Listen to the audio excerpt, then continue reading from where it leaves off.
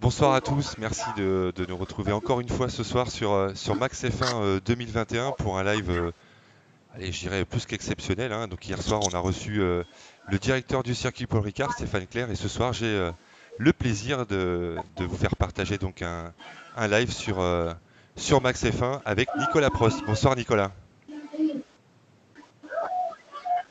Bonsoir, bonsoir tout le monde. Un plaisir d'être avec vous, Merci, avec merci tout le monde. Nicolas d'être parmi nous ce soir avec des vrais passionnés de Formule 1, de Formule électrique, voilà, du sport automobile en général. Bonsoir Alban. Bonsoir, Bon, bonsoir Jeff. t'es en forme? Assez reposé, Bonsoir, ça va bien. bonsoir. Voilà, donc on est très très ravis donc de passer la soirée, une partie de la soirée avec Nicolas.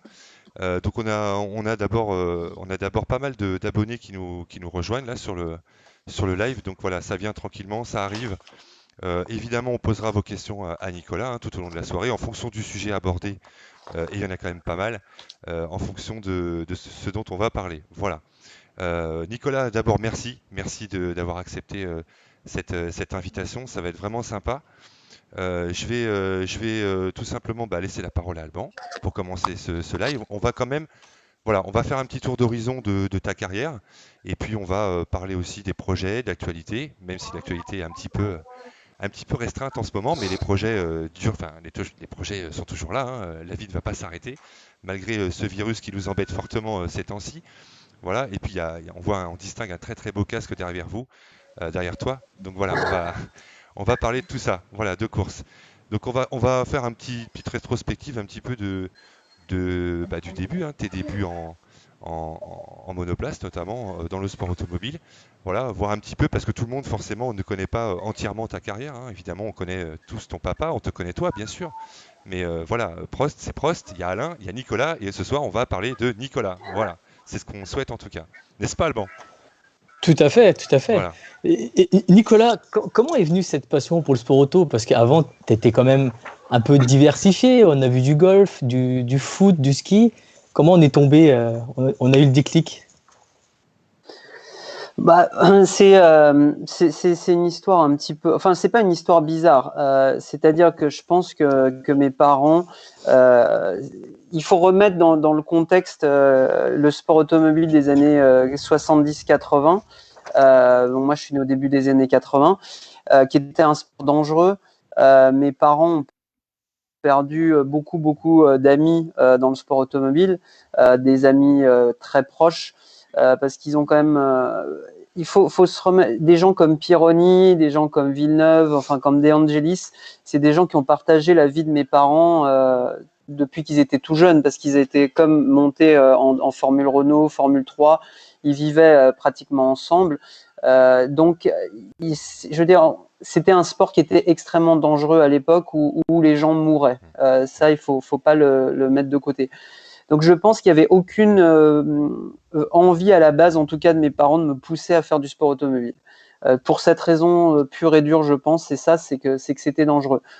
Et on ne choisit pas de faire du sport automobile sans ses parents à 7-8 ans. Je veux dire, même si vous adorez les voitures, vous n'allez pas, vous, de matin, partir au kart tout seul. C'est pas possible. Donc, je pense que d'une façon ou d'une autre, j'ai été tenu un petit peu loin du sport automobile pour ces raisons. Euh, et voilà. Après, moi, ça m'a toujours, c'est toujours quelque chose qui m'a énormément plu. Bien sûr, mon père étant pilote, je suivais. Mais quand je regarde des fois, par hasard, là, les dernières semaines, quand tu ranges des trucs chez toi, j'ai retrouvé des dessins de moi de quand j'avais 5 ans, 7 ans, 8 ans. Je faisais que dessiner des voitures de course. Donc, je pense que c'est quelque chose qui était toujours au fond de moi. Mais la pratique, elle est venue plus tard parce que, voilà, et faut pas oublier que quand j'avais 13 ans, il y a eu, très tristement, on fêtera l'anniversaire demain, mais la mort d'Ayrton a énormément frappé ma famille aussi. Et j'en ai souvent parlé avec Bruno, c'est quelque chose, le sport auto était devenu aussi un peu tabou chez nous à cause de ça. Donc c'est plein de raisons les unes après les autres qui font que j'ai pas été poussé à faire du sport auto très très jeune. Du coup, on va dire que papa, il n'a pas été indifférent dans cette passion, parce que c'était au quotidien, pendant qu'il roulait, que toi, tu étais un peu petit, un peu plus petit, comme moi, mon père a fait du kart et de la monoplace. Tout petit, on a été baigné dedans, et inconsciemment, on est venu naturellement aussi.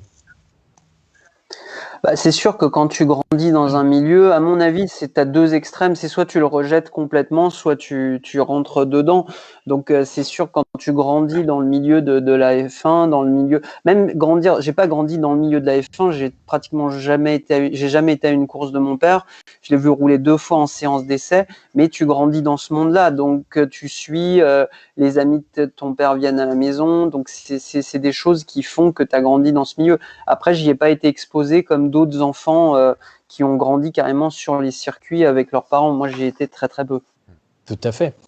Du coup, il y a un truc aussi, Nicolas, tu es arrivé directement en monoplace et en même temps, tu travaillais. Donc, tu n'as pas coché la case karting. Et en fait, on va dire que la monoplace, en même temps de ton travail, est-ce que tu l'as pris plus en, on va dire, loisir ou vraiment tu commençais vraiment à dire, bon, allez, maintenant, je vais taper dedans? Non, alors pareil, c'est toute une éducation. C'est-à-dire que mon père, il a toujours été question. Déjà, c'est soit tu fais du sport auto professionnel, soit tu travailles et tu arrives à en faire si tu y arrives à côté. Donc, il était hors de question que du jour au lendemain, en ayant fini mes études, j'arrête de faire quoi que ce soit et que je fasse. Je veux dire, c'était pas un caprice. Et de toute façon, si tu fais du sport auto, il faut que tu sois bon, il faut que tu prouves. Donc oui, je faisais tous les efforts du monde pour être bon, mais c'était comme ça. Et en fait, mes 5 premières années de course, donc Formule Campus, les 2 années de Formule Renault et 2 années de Formule 3, en fait, c'était vraiment, si ça marche, et puis si ça marche pas, tu feras autre chose. Et en fait, c'est à la 2e année de F3 où je fais 3e du championnat, je fais là un Grand Prix, je fais les 24 heures du Mans. Là, ça devient ingérable en fait de tout faire, et c'est là que je prends la décision de faire que du sport auto. Mais je pense qu'à ce moment-là, je l'avais mérité. Les voyants étaient au vert, mais il aurait été hors de question de dire, aussi bien mon père que ma mère, de dire j'arrête et je fais que ça. Tant que t'es pas sûr que ça va, pas sûr, tu peux jamais être sûr, mais tant que t'as pas beaucoup de chances que ça marche, quoi. Ouais. Donc, du coup, le plan B est passé plan A à la base. Le plan, ouais, je sais pas s'il y avait un plan B, un plan A. En tout cas, c'était comme ça. Pour être honnête, il y avait quelques journées dures, mais bon, c'était assez bien aménagé et ça passait quand même relativement bien. Après, bon, t'arrives en F3000, t'arrives en un Grand Prix, tu fais les 24 heures du Mans, ça devient quand même difficile de faire tout ça correctement, même si ça m'a pas finalement tant que ça touché, je pense. Mais il y a un moment, il fallait quand même pouvoir se concentrer sur son travail. Et puis, je fais une année finalement où je suis en F3000, je gagne et direct derrière, je suis devenu pro. Donc en fait, finalement, ça s'est assez bien goupillé, quoi. En plus, tu as fait les choses dans le bon ordre parce que tu as respecté. Tu as fait Formule Campus, Formule Renault, Formule 3 pas 5, Formule 3, Formule 3000. Donc, du coup, tu as gravi tous les paliers à un parce que c'est quand même pas mal. Ouais, alors après, honnêtement, j'avais beaucoup à apprendre, hein, parce que je pense qu'en vitesse, assez rapidement, j'étais pas mal, mais après, j'étais encore irrégulier, j'avais pas une grosse expérience des pelotons. C'est pour ça que je pense que pour moi, le déclic dans ma carrière, c'est la F3. Hein. Il n'y a pas de souci. C'est là où il commence à avoir les gros résultats, à se battre vraiment devant, parce que je pense que j'avais besoin quand même d'un tout petit peu de rouler, de me bagarrer en peloton. J'avais quand même besoin. J'avais pas une grosse expérience, donc il y avait des choses à apprendre, et c'est à partir de la F3 que ça s'est bien mis en place, on va dire. Donc la Formule Campus et les Formules Renault ont permis d'acquérir cette maturité que tu as pu exploiter et mettre à profit dans les formules supérieures. Donc. Oui, il y a eu, c'est une succession de choses. Après, je pense que j'ai trouvé un environnement en F3 avec énormément de journées d'essai, avec un ingénieur qui est à ta voiture. Donc, j'avais peut-être un style de pilotage un tout petit peu différent qui m'a donné la voiture dont j'avais besoin, qui m'a aidé aussi à moi continuer de travailler, progresser. Je pense que j'aurais pu avoir un déclic comme j'ai eu un tout petit peu plus tôt si j'avais été plus tôt dans cet environnement-là. Mais je pense que dans les systèmes d'époque qui sont plus les systèmes actuels de Formule Renault, tu avais un ingénieur pour 6 voire 8 voitures, et c'était vraiment fait pour les anciens, les mecs qui avaient une grosse expérience du kart, qui arrivaient. Finalement, c'était pas assez. Je dis pas l'école de pilotage, mais c'était trop. si tu veux, celui qui avait plus d'expérience, c'était plus facile pour lui. Alors que de la manière dont c'est fait maintenant, et c'était un peu comme c'était fait en F3 déjà à mon époque, où tu as vraiment quelque chose qui est tout autour de ta voiture, ben, ça te permet de toi progresser et d'arriver beaucoup plus vite à ton meilleur niveau. Et puis tu commences à avoir un dialogue avec ton ingénieur, à comprendre ce dont tu as besoin toi de la voiture. Et moi, j'ai adoré les années de F3. Ça a été des années vraiment fantastiques.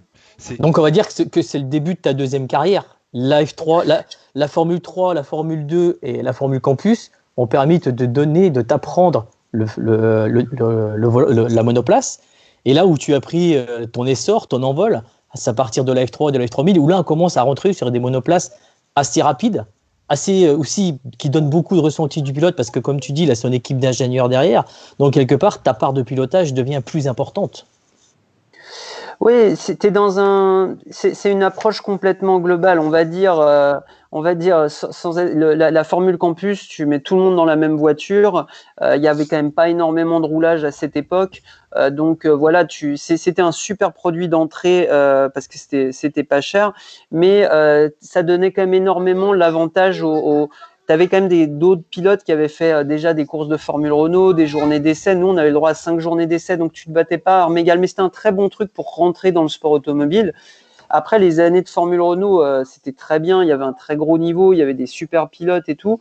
Mais je me suis pas retrouvé malheureusement dans un système qui m'a permis de progresser assez vite et de m'épanouir. Et ce que j'ai trouvé derrière en F3, où je me suis retrouvé finalement avec un ingénieur français qui a formé beaucoup de pilotes, qui est un ancien de la filière, qui s'appelle Patrick Turbier, qu'on surnomme Papy, avec un autre ingénieur français qui s'appelle Jeff Levert, qui a ensuite fait les belles heures, je crois, de Préma et qui est maintenant chez Venturi en Formule E. Donc c'est là où, si j'avais trouvé cet environnement plus tôt, je pense que ça m'aurait permis de gagner 1 ou 2 années encore dans ma progression. Mais c'était normal et je pense qu'il y avait des teams à l'époque qui étaient un peu en avance là-dessus, notamment ASM, SG, qui ont mis peut-être un peu plus chaque pilote à le faire travailler différemment. Et du coup, Formule 3, Formule 3.1 GP, est-ce que tu as pu voir une différence en termes de monoplace au niveau pilotage et mise au point? Oui, parce que en fait, toutes les voitures c'est très différent. Alors, si tu parles d'une F3, c'est une voiture qui a énormément beaucoup de grip, qui est très très bien conçue. Honnêtement, pour moi, c'est une des plus belles voitures que j'ai conduites, mais c'est un poids qui est très bas, qui est très recentré, des vitesses de passage en courbe qui sont très importantes. Donc, c'est une voiture qui se conduit il faut garder de la vitesse, il faut de l'élan et tu as rarement des problèmes de traction en sortie de virage parce que finalement, à mon époque, je crois qu'on avait 230 chevaux.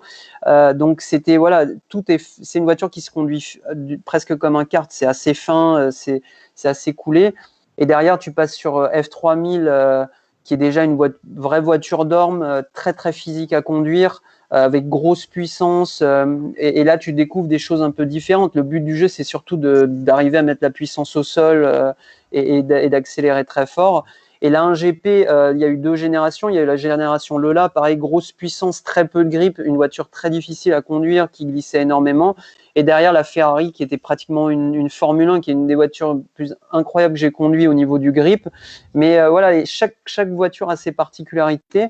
Mais après, là, ça reste quand même dans le cadre monoplace. Tu restes quand même sur un pilotage coulé avec beaucoup de vitesse. Mais c'est vrai que la F3 ou la Ferrari, c'est des voitures où tu pouvais rentrer avec énormément de vitesse dans les virages. Tout à fait. Et donc, du coup, sur toutes les formules que tu as pu piloter, on va parler de F1 après, laquelle pour toi t'a le plus marqué en termes de plaisir de pilotage en monoplace? En fait, en monoplace, de toute façon, quand tu es monté dans une F1, tu pourras jamais dire que c'est pas la F1 qui t'a le plus plu, parce que c'est absolument fantastique. Mais après, c'est vrai que la F3, moi, ça m'a énormément plu parce que c'est une voiture qui est pour moi, le sport auto, c'est une voiture qui est légère, qui est vive, que tu peux jeter dans les virages avec beaucoup de vitesse. Et en fait, après F3000, à un Grand Prix, tu retrouves une voiture un peu plus lourde, un peu plus pataude. Et quand tu reviens sur la F1, moi, j'ai conduit qu'une génération. C'était entre 2010 et 2013, mais c'est des voitures légères. Tu as l'impression de retrouver une petite F3 avec énormément de puissance. Et c'est vrai que la F3, moi, m'a laissé vraiment dans les disciplines un peu plus normale m'a laissé des souvenirs incroyables. En plus, il y a eu un truc que j'ai noté, c'est que pendant que tu faisais de la monoplace, tu t'es permis le luxe de faire de quelques piges en championnat de France GT. Donc ça veut dire qu'il fallait que tu reconduises encore une autre type de voiture. Tu passes de la monoplace à la GT. Oui, alors après, c'est vrai que bon, quand tu es jeune, tu essaies aussi de prendre de l'expérience. Toute expérience est bonne à prendre sans se perdre non plus. Mais c'est vrai que ben voilà, alors la première fois, c'est par pur hasard avec on pense à lui très fort qui nous a quitté il y a quelques temps, Gérard Blény, qui était bon, si on reparle de plus loin, c'était donc le frère de l'ex de la veuve de Didier Pironi, qui est la marraine de mon frère. Donc c'est lui qui la première fois me fait monter dans la GT Mirabeau. Et voilà. Et puis finalement, je fais 2 courses avec eux. C'était vraiment sympa. C'était une super expérience. D'ailleurs, je crois que je fais 2e en qualif à Manicourt sous la pluie, ce qui était plutôt pas mal pour un début. Et puis après, et l'année d'après, je roule avec mon père dans la Viper, ce qui était, voilà, c'était l'opportunité, mais c'est vrai que c'était sympa. Alors là, pour le coup, c'était quand même les GT de l'époque, c'était quand même spécial à conduire, la Viper, donc il a fallu se remettre à s'habituer un petit peu, mais j'en garde des bons souvenirs et c'était une super expérience. Et la course avec papa, on l'a beaucoup écouté ou on s'est focalisé sur soi, on dit bon, je vais pas écouter les conseils de l'ancien, je vais faire avec ma fougue et ma jeunesse mes réglages à moi. Enfin, le Mina en tant que réglage. Alors les réglages, je n'osais pas toucher. Désolé, mais je fermais un peu ma gueule. Je n'osais quand même pas lui dire ce que je pensais. Donc, je la prenais, je la conduisais. Mais non, mais ce qui est incroyable, c'est que j'aurais adoré gagner avec papa, bien sûr. Et première course, je crois que je fais la pole, je lui rends la voiture, il se fait embrouiller dans le dernier virage. Et je crois que c'est Anthony Beltoise qui le passe et on finit 2e. Le lendemain, on casse mécanique. Manicourt, on a 30 secondes d'avance, dernier tour. L'ingénieur lui dit ralentis pour pas faire un tour de plus parce que c'était les courses d'1 heure. Il dit on sait jamais, on risque de tomber en panne d'essence. Ils ralentissent tellement qu'on finit par se faire doubler par Polican et on fait 2e. Et le lendemain, il me donne la voiture 5 ou 6. Je remonte en tête et on casse le différentiel dans le dernier tour. Donc je crois qu'on n'était pas, on n'allait jamais en gagner une, mais c'était des super souvenirs quand même. Mais j'aurais adoré en gagner une avec papa, ça c'est sûr. Ouais. Le retour trajet maison, ça n'a pas été trop dur dans la voiture? Non. Bah on était un peu déçus, mais c'est toujours sympa. C'est toujours sympa. Et du coup, ça fait quand même bizarre parce que tu remontes directement dans une monoplace qui a un comportement tout à fait différent d'une GT aussi. Puis la Viper était pas facile à conduire à l'époque.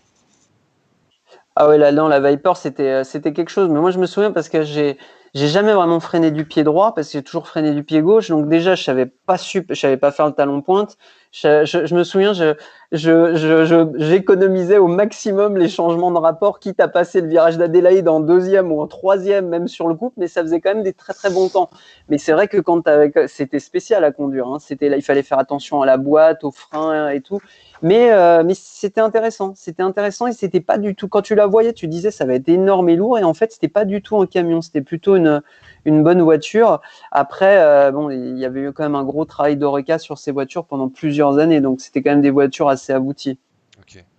Alors j'ai Nicolas sur le live, donc pas mal de personnes qui nous ont rejoints, donc Virginie, Hilario, Pascal, Amine, Eric, enfin j'en passe, voilà des habitués.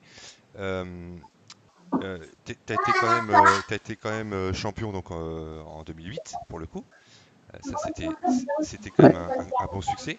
Mais il y a Renaud Derlot aussi qui nous a rejoint sur le live. Coucou Renaud. Voilà, il est parmi nous et on va te faire une petite surprise, Nicolas. Alors n'aie pas peur, il va pas apparaître sur le live, il va rester gentiment dans le live. Et puis il peut constater aussi que Alban a un très très bon éclairage ce soir. Donc voilà, Renaud, on progresse, tu vois.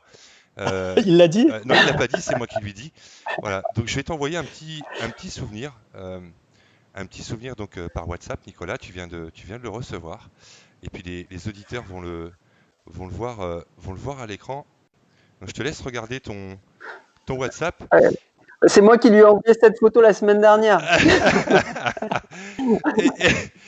Et donc, qu'est-ce que c'est que cette histoire, Nicolas? Tu peux nous raconter un petit peu ce qui se passe? C'est où, quand, comment et qui est où en fait? T'es dans la voiture? C'est qui a la casquette? Enfin, on sait maintenant. Ouais. Non, Renaud m'a coaché pendant une année et plus, on va dire une année et demie. Après, on est toujours resté très très proche. Donc ça, c'était à Pau en 2005. Je crois que c'est une de mes meilleures courses. Je crois qu'on fait quatrième. Du coup, il était à côté de ma voiture, sûrement en train de raconter quelques bêtises parce que j'étais un peu stressé encore à l'époque. Donc voilà. Non, mais tout ça, c'est des très très bons souvenirs. Et voilà, on se rend compte que le temps passe super vite. Ça a 15 ans quand même ça. Mais c'est Voilà, des super souvenirs. exactement. Alors, il est en train de, pas de m'insulter, mais t'étais pas obligé de lui dire patati patata. Alors, je tiens à dire à Renaud que Nicolas ne savait pas que j'allais lui présenter cette photo. Voilà. Je l'ai reçu une heure avant le live, donc je me suis dit, tiens, ça peut être une bonne idée de se remémorer ce souvenir. Voilà, et on apprend que Renaud Derlot dit quelquefois des bêtises. Mais bon, je pensais pas qu'il était comme ça. Je pensais pas. Voilà, merci Nicolas en tout cas pour ton concours. C'était sympa de se remémorer ça. C'était une très belle course, tu disais, c'est ça?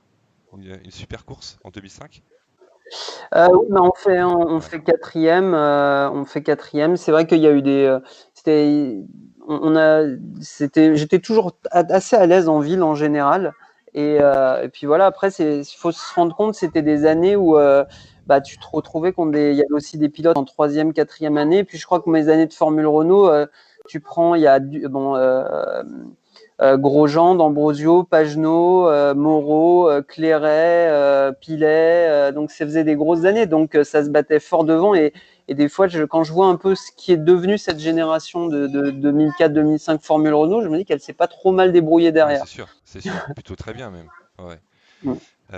Ensuite, donc, il y a eu une transition qui s'est faite vers l'endurance, donc ce qu'on peut appeler voilà, donc des voitures de course complètement différentes, on est bien d'accord. Qu'est-ce qui t'a fait basculer justement, Nicolas, vers l'endurance? Qu'est-ce qui t'a... c'est le GT qui t'a donné cette envie? Comment c'est une opportunité? C'est une volonté de ta part? C'était un rêve? Je sais pas, ça peut être... Qu'est-ce qui a fait que tu as Non, atterri alors ouais, bon, il faut dire la vérité, hein, quand même. Le sport auto, c'est aussi c'est un peu des opportunités, mais ça revient un petit peu en arrière quand même. 2007, en fait même 2006, c'est un peu plus vieux. Du coup, Hugues de Chonac reprend le programme Saline me propose à moi et plusieurs autres pilotes de faire une sorte de shootout à Nogaro pour rouler chez Saline. Moi, à l'époque, j'avais un peu roulé avec la Viper, mais je dois dire, à l'époque, j'étais complètement focalisé sur le monoplace. Je fais le test avec la Saline où je me débrouille plutôt bien. Et ensuite, il me propose de faire Le Mans. Alors bon, je dois dire, à l'époque, j'étais très très content, je trouvais super de faire le Mans. Bon, en plus, c'était quand même Hugues, c'est Oreca, donc je savais que ça allait être fait dans de très bonnes conditions.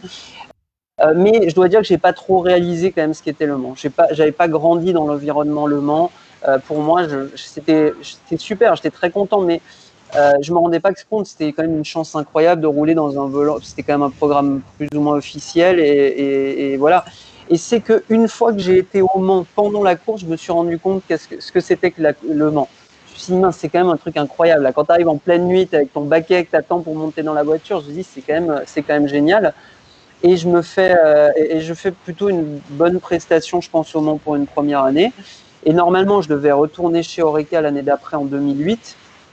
Et en fait, j'ai pas pu faire parce qu'il y avait un clash de dates avec des courses de F3000. Donc je fais pas le Mans en 2008. Fin 2008, en fait, je parlais de façon assez avancée avec un team de F1. Je suis champion de F3000, mais très très tard dans la saison.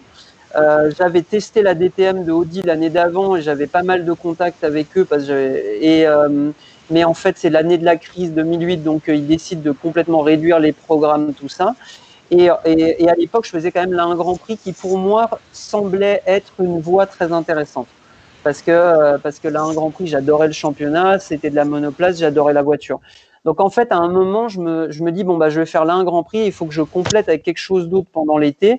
Mais un hasard complètement incroyable, mais vraiment un truc incroyable. Je rencontre les gens de Rébellion, mais limite, je les croise dans la rue à Lausanne. C'était un peu ça. Par connaissance, on se retrouve en contact. Et je crois le 22 décembre, on se parle par téléphone, on se voit le 23 et limite le 23 on signe. Je sais pas pourquoi, un feeling que c'était un bon programme, qu'il y avait des gens passionnés derrière, et ça a été mais super vite, et c'est vraiment une opportunité incroyable qui arrive comme ça, et je me retrouve à rouler d'abord en fait je dois faire du LMP2 à la base, parce qu'à l'époque ils avaient une LMP1 et une LMP2. Et je pars en camp d'entraînement en Italie chez Formula Medicine. Et je me souviens, le soir, je suis dans ma chambre et ils m'appellent et ils me disent écoute, on a un truc à te dire. Et tout. Je dis mince, j'espère qu'il n'y a pas un problème et tout. On préférait que tu fasses du LMP1 parce que pour nous, c'est plus intéressant de t'avoir dans la LMP1 et tout. Et puis voilà, et je me retrouve à rouler avec Fassler et chez Rebellion. Après, de toute façon, j'avais toujours un œil qui lorgnait quand même vers les LMP parce que c'est quand même des voitures qui sont exceptionnelles. Bien sûr, Quoi. bien sûr. Alors l'autre fois, on a eu, il n'y a pas longtemps, il y a quelques jours, excusez-moi, il y a quelques jours, on a eu Kalim Boidra qui est venu en live dans Alban, ton micro il fait du bruit, je pense. Ouais. Et donc, on était avec Kalim Rébellion, de Rébellion, Kalim Boidra, et il nous expliquait justement qu'il y avait cette ambiance rebelle au sein du team. C'était une super expérience de lui avoir parlé de tout ça avec lui. Toi, qu'est-ce que tu as ressenti justement quand tu es arrivé chez Rébellion? Alors, tu étais chez Speedy Racing au début. Alors, si je ne me trompe pas, Speedy Racing a été racheté par Rébellion ensuite, c'est ça? Non, en C'est pas fait ça? pour moi c'est le même team en fait, Oui. c'est que les propriétaires de ce qui était à l'époque s'appelait Speedy Garage en Suisse à Romanel, étaient également propriétaires de Rébellion, de la marque de montres, et ils ont décidé que c'était mieux de donner le nom de la marque de montre au team, et c'est devenu en 2010 Rébellion Racing, Voilà. mais c'était la même équipe. Ouais, c'est ça, c'est ça. Ok. Ouais. Donc voilà, ma question c'était ça, c'est qu'est-ce que tu as trouvé de particulier chez eux? Parce que Kalim, il nous a quand même expliqué que Rébellion, c'était pas une équipe comme les autres, c'était vraiment très très particulier. Ça s'est ressenti tout de suite, on t'a mis à l'aise, cet esprit rebelle, il nous l'a répété 100 fois. Alors, il n'y a pas que l'esprit évidemment, hein, ça reste une équipe de course. C'était déjà le cas à l'époque? Ou pas? Ou tu peux Oui, pas en alors parler, je oui, sais pas. peut-être. Oh non, si je peux en parler, je veux dire, je garde. Enfin, Rébellion, ça Bien restera sûr. toujours 9 ans chez Rébellion, ça restera toujours exceptionnel, et une des équipes qui m'ont le plus marqué. Moi, j'ai adoré chacun des instants chez Rébellion. Après, c'est devenu peut-être plus rebelle encore dans le temps, mais rebelle, c'est pas Oui, forcément rebelle dans le mauvais tout à sens du fait. terme. C'est rebelle dans le sens finalement. Cette équipe, elle va laisser une trace incroyable dans le monde du sport automobile, parce elle sortait des sentiers battus dans un sport automobile qui est de plus en plus corpo. Donc je trouve qu'elle faisait du bien, parce qu'au Mans, c'était quand même la seule équipe qui amenait quelque chose un petit peu différent. Donc voilà. Et si on revient, 2009, quand j'arrive, finalement, on va dire, c'est la folie. C'est une équipe qui est arrivée en LMP1 du jour au lendemain, entre parenthèses. Donc beaucoup de choses à faire, mais aussi des dirigeants très à l'écoute. C'est-à-dire très à l'écoute des pilotes qui faisaient énormément confiance. Et si on regarde le laps de temps de chez Rebellion, on avait des pilotes qui sont restés très longtemps. Et sans se jeter de fleurs, ça a été un ensemble aussi avec bien sûr Bart Hayden, avec les gens du team, mais on a ramené au fur et à mesure les pièces Ouais. manquantes. Et après des années un petit peu compliquées, 2009-2010, même si 2009 il y avait quand même des bonnes choses, 2011 les résultats commencent à arriver. On fait venir un ingénieur qui était l'ingénieur de Niljani, donc James Robinson, qui arrive chez Rebellion, qui nous donne quand même un bon coup en avant. Et puis 2012-2013, on fait 2 années vraiment fantastiques. Je veux dire, podium à Sebring, 2 victoires à Petit-Le Mans, 4e aux Ouais, 24 heures du Mans au milieu des tout à fait. Audi.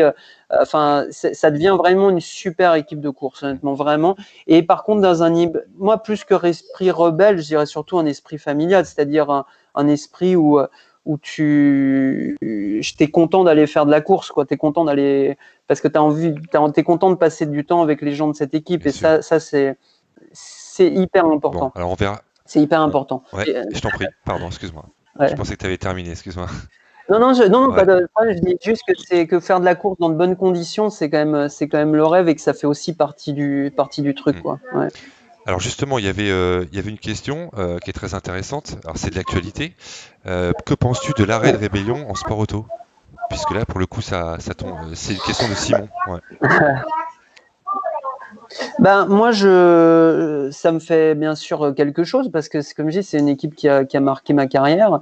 Je pense que c'est quand même une perte pour le sport automobile, mais comme j'ai dit, bon, je vois très souvent Alex Péchy et Kalim. Il y a malheureusement toutes les bonnes choses ont une fin. Il y a un jour où il faut bien tirer le trait, et peut-être que ils ont accompli tout ce qu'ils pensaient accomplir, tout ce qu'ils avaient envie d'accomplir. Et finalement, peut-être qu'ils ne voient pas dans le futur de nouvelles opportunités de ce qu'ils ont envie de faire. Donc, il y a un moment, il faut malheureusement dire stop. Et c'est sûrement le bon moment de le faire. Et comme on sait que le chiffre 13 est assez typique de cette équipe, après 13 ans, c'est peut-être le bon moment de le faire. Exactement. Moi, nous en tout cas, quand Kalim est venu parmi nous, alors quand Kalim est venu parmi nous nous expliquer tout ça, on connaît tous très très bien Rébellion, hein. D'ailleurs, on a été invité au Mans, on ira les voir en 2020 s'il y a pas de souci. Alors vous inquiétez pas, le banc n'a pas disparu, on l'entend. Voilà, mais sa connexion, C'est bon, j'ai remis ma tablette, c'est bon, ça doit le voilà, faire. donc on t'entend en tout cas. Voilà, donc merci Alban. Donc ouais, donc on a vraiment senti. Alors c'était pas justement ma question, c'était ça, Nicolas. C'était qu'est-ce que c'est que cet esprit rebelle qui nous a parlé tant de fois. Et donc lui, étant directeur de l'écurie, c'était sympa d'avoir un retour de ta part, puisque tu y as passé de très nombreuses années. Et puis il y a aussi en 2017. Alors j'ai préparé, j'espère que ça vous plaira. J'ai préparé une très très belle animation pour ce live. Donc vainqueur du trophée FIA des équipes LMP2 en 2017, c'est ça? Voilà, Oui, oui. Avec Alors, la bon, Vaillante qui était une non, livrée particulière. ça, c'est une année. Pour moi, bon, chez Rebellion, c'est sûr que j'ai passé très longtemps. Il y a 3 années qui marquent le. Enfin, 3 années, puis c'est 2 époques, hein, malheureusement. C'est l'année, bon, 2012-2013 avec bien sûr les victoires à Petit Le Mans, les victoires en WEC et puis bon, bah, à l'époque, je roule quand même pendant 4 ans d'affilée ou 5 ans avec Neil Jani, Heidfeld qui nous rejoint aussi, avec lequel je m'entendais très bien. Donc ça, c'était une époque qui a très très très bien fonctionné. Après, on a eu des années un peu plus compliquées. Même si 2014 reste un très bon souvenir avec la 4e place au Mans, une voiture sortie des cartons. Après, on a 2 années un peu compliquées à cause du moteur. Et 2017, déjà, moi, je savais, parce que je savais que l'équipe faisait un bon boulot. Et vraiment, et c'était toujours, ah oui, mais Rébellion, parce que c'est vrai qu'on était un peu perdu entre les teams usines et les teams privés. On dominait clairement les teams privés, mais on était un peu derrière les teams usines. Et puis c'était toujours, oui, mais en LMP2, si vous veniez, vous ferez des. Et tout le monde pensait qu'on allait se faire démonter. Et on gagne le titre en première année en n'ayant fait pratiquement aucune journée d'essai. Et puis alors là, pour le coup, une osmose sur ma voiture, quand je dis sur ma voiture, donc avec mon équipe, avec les 2 ingénieurs et les 2 autres pilotes, absolument incroyable. Et c'est vraiment une année fantastique, vraiment. Et puis on finit par gagner le titre à la dernière course, donc ça me fait venir Oui, la chair de poule. ça s'entend un petit peu à ta voix. Alors parce qu'on va s'arrêter un petit peu sur 2017 parce que c'est quand même une année particulière pour vous. Cette livrée, elle est quand même, voilà, elle est quand même magnifique. Il y a aussi tout ce qui tourne autour, l'ambiance, l'esprit vaillant, bien sûr. On connaît tous les bandes dessinées et ça, c'est top. T'étais accompagné de 2 pilotes avec toi là, qui sont en photo sur la présentation. Tu peux nous parler de tes coéquipiers, s'il te plaît? Avec qui t'as vécu cette super aventure? Ben oui, alors non, non, et puis je parlerai des 2 équipiers, de mes 2 ingénieurs, parce qu'en fait on a encore un groupe de cette voiture et je pense que tous D'accord, les bah jours on se voilà. parle. Ouais. Donc voilà. Donc bon, alors il y a donc pour parler des ingénieurs, il y a Fabrice Roussel qui est aujourd'hui ingénieur de l'autoreur chez Porsche. Il y avait Nico Brissot qui est l'ingénieur de IDEC en LMP2 maintenant. Julien Canal, donc bien sûr super pilote avec lequel j'avais déjà été équipier en Mm. 2005 en Formule Renault. Et puis bien sûr Bruno. Donc ouais, c'était vraiment voilà, c'est tout, jamais un mot plus haut de l'autre, tout le monde s'aide, quitte à passer pour moins bien s'il faut pour gagner les courses, aucun ego l'un envers l'autre, et vraiment une super année. Et on revient de très très loin et on gagne 4 des 5 dernières courses pour être champion. Donc non, ça a vraiment été une année vraiment D'accord. Bon super. bah super, c'est un excellent souvenir. Alors Après, tu as fait. Est-ce que tu as fait, pardon, d'autres événements, d'autres courses pendant toute cette période d'endurance, ou est-ce que tu t'es consacré uniquement à ça? Je pense pas, hein. Il semble que tu as fait d'autres. Non, j'ai pas. En fait, j'ai pas. Bon, hormis bien sûr les trophées Voilà. Andrews de l'hiver, j'ai fait 2 courses avec Matec en Ford GT en 2010.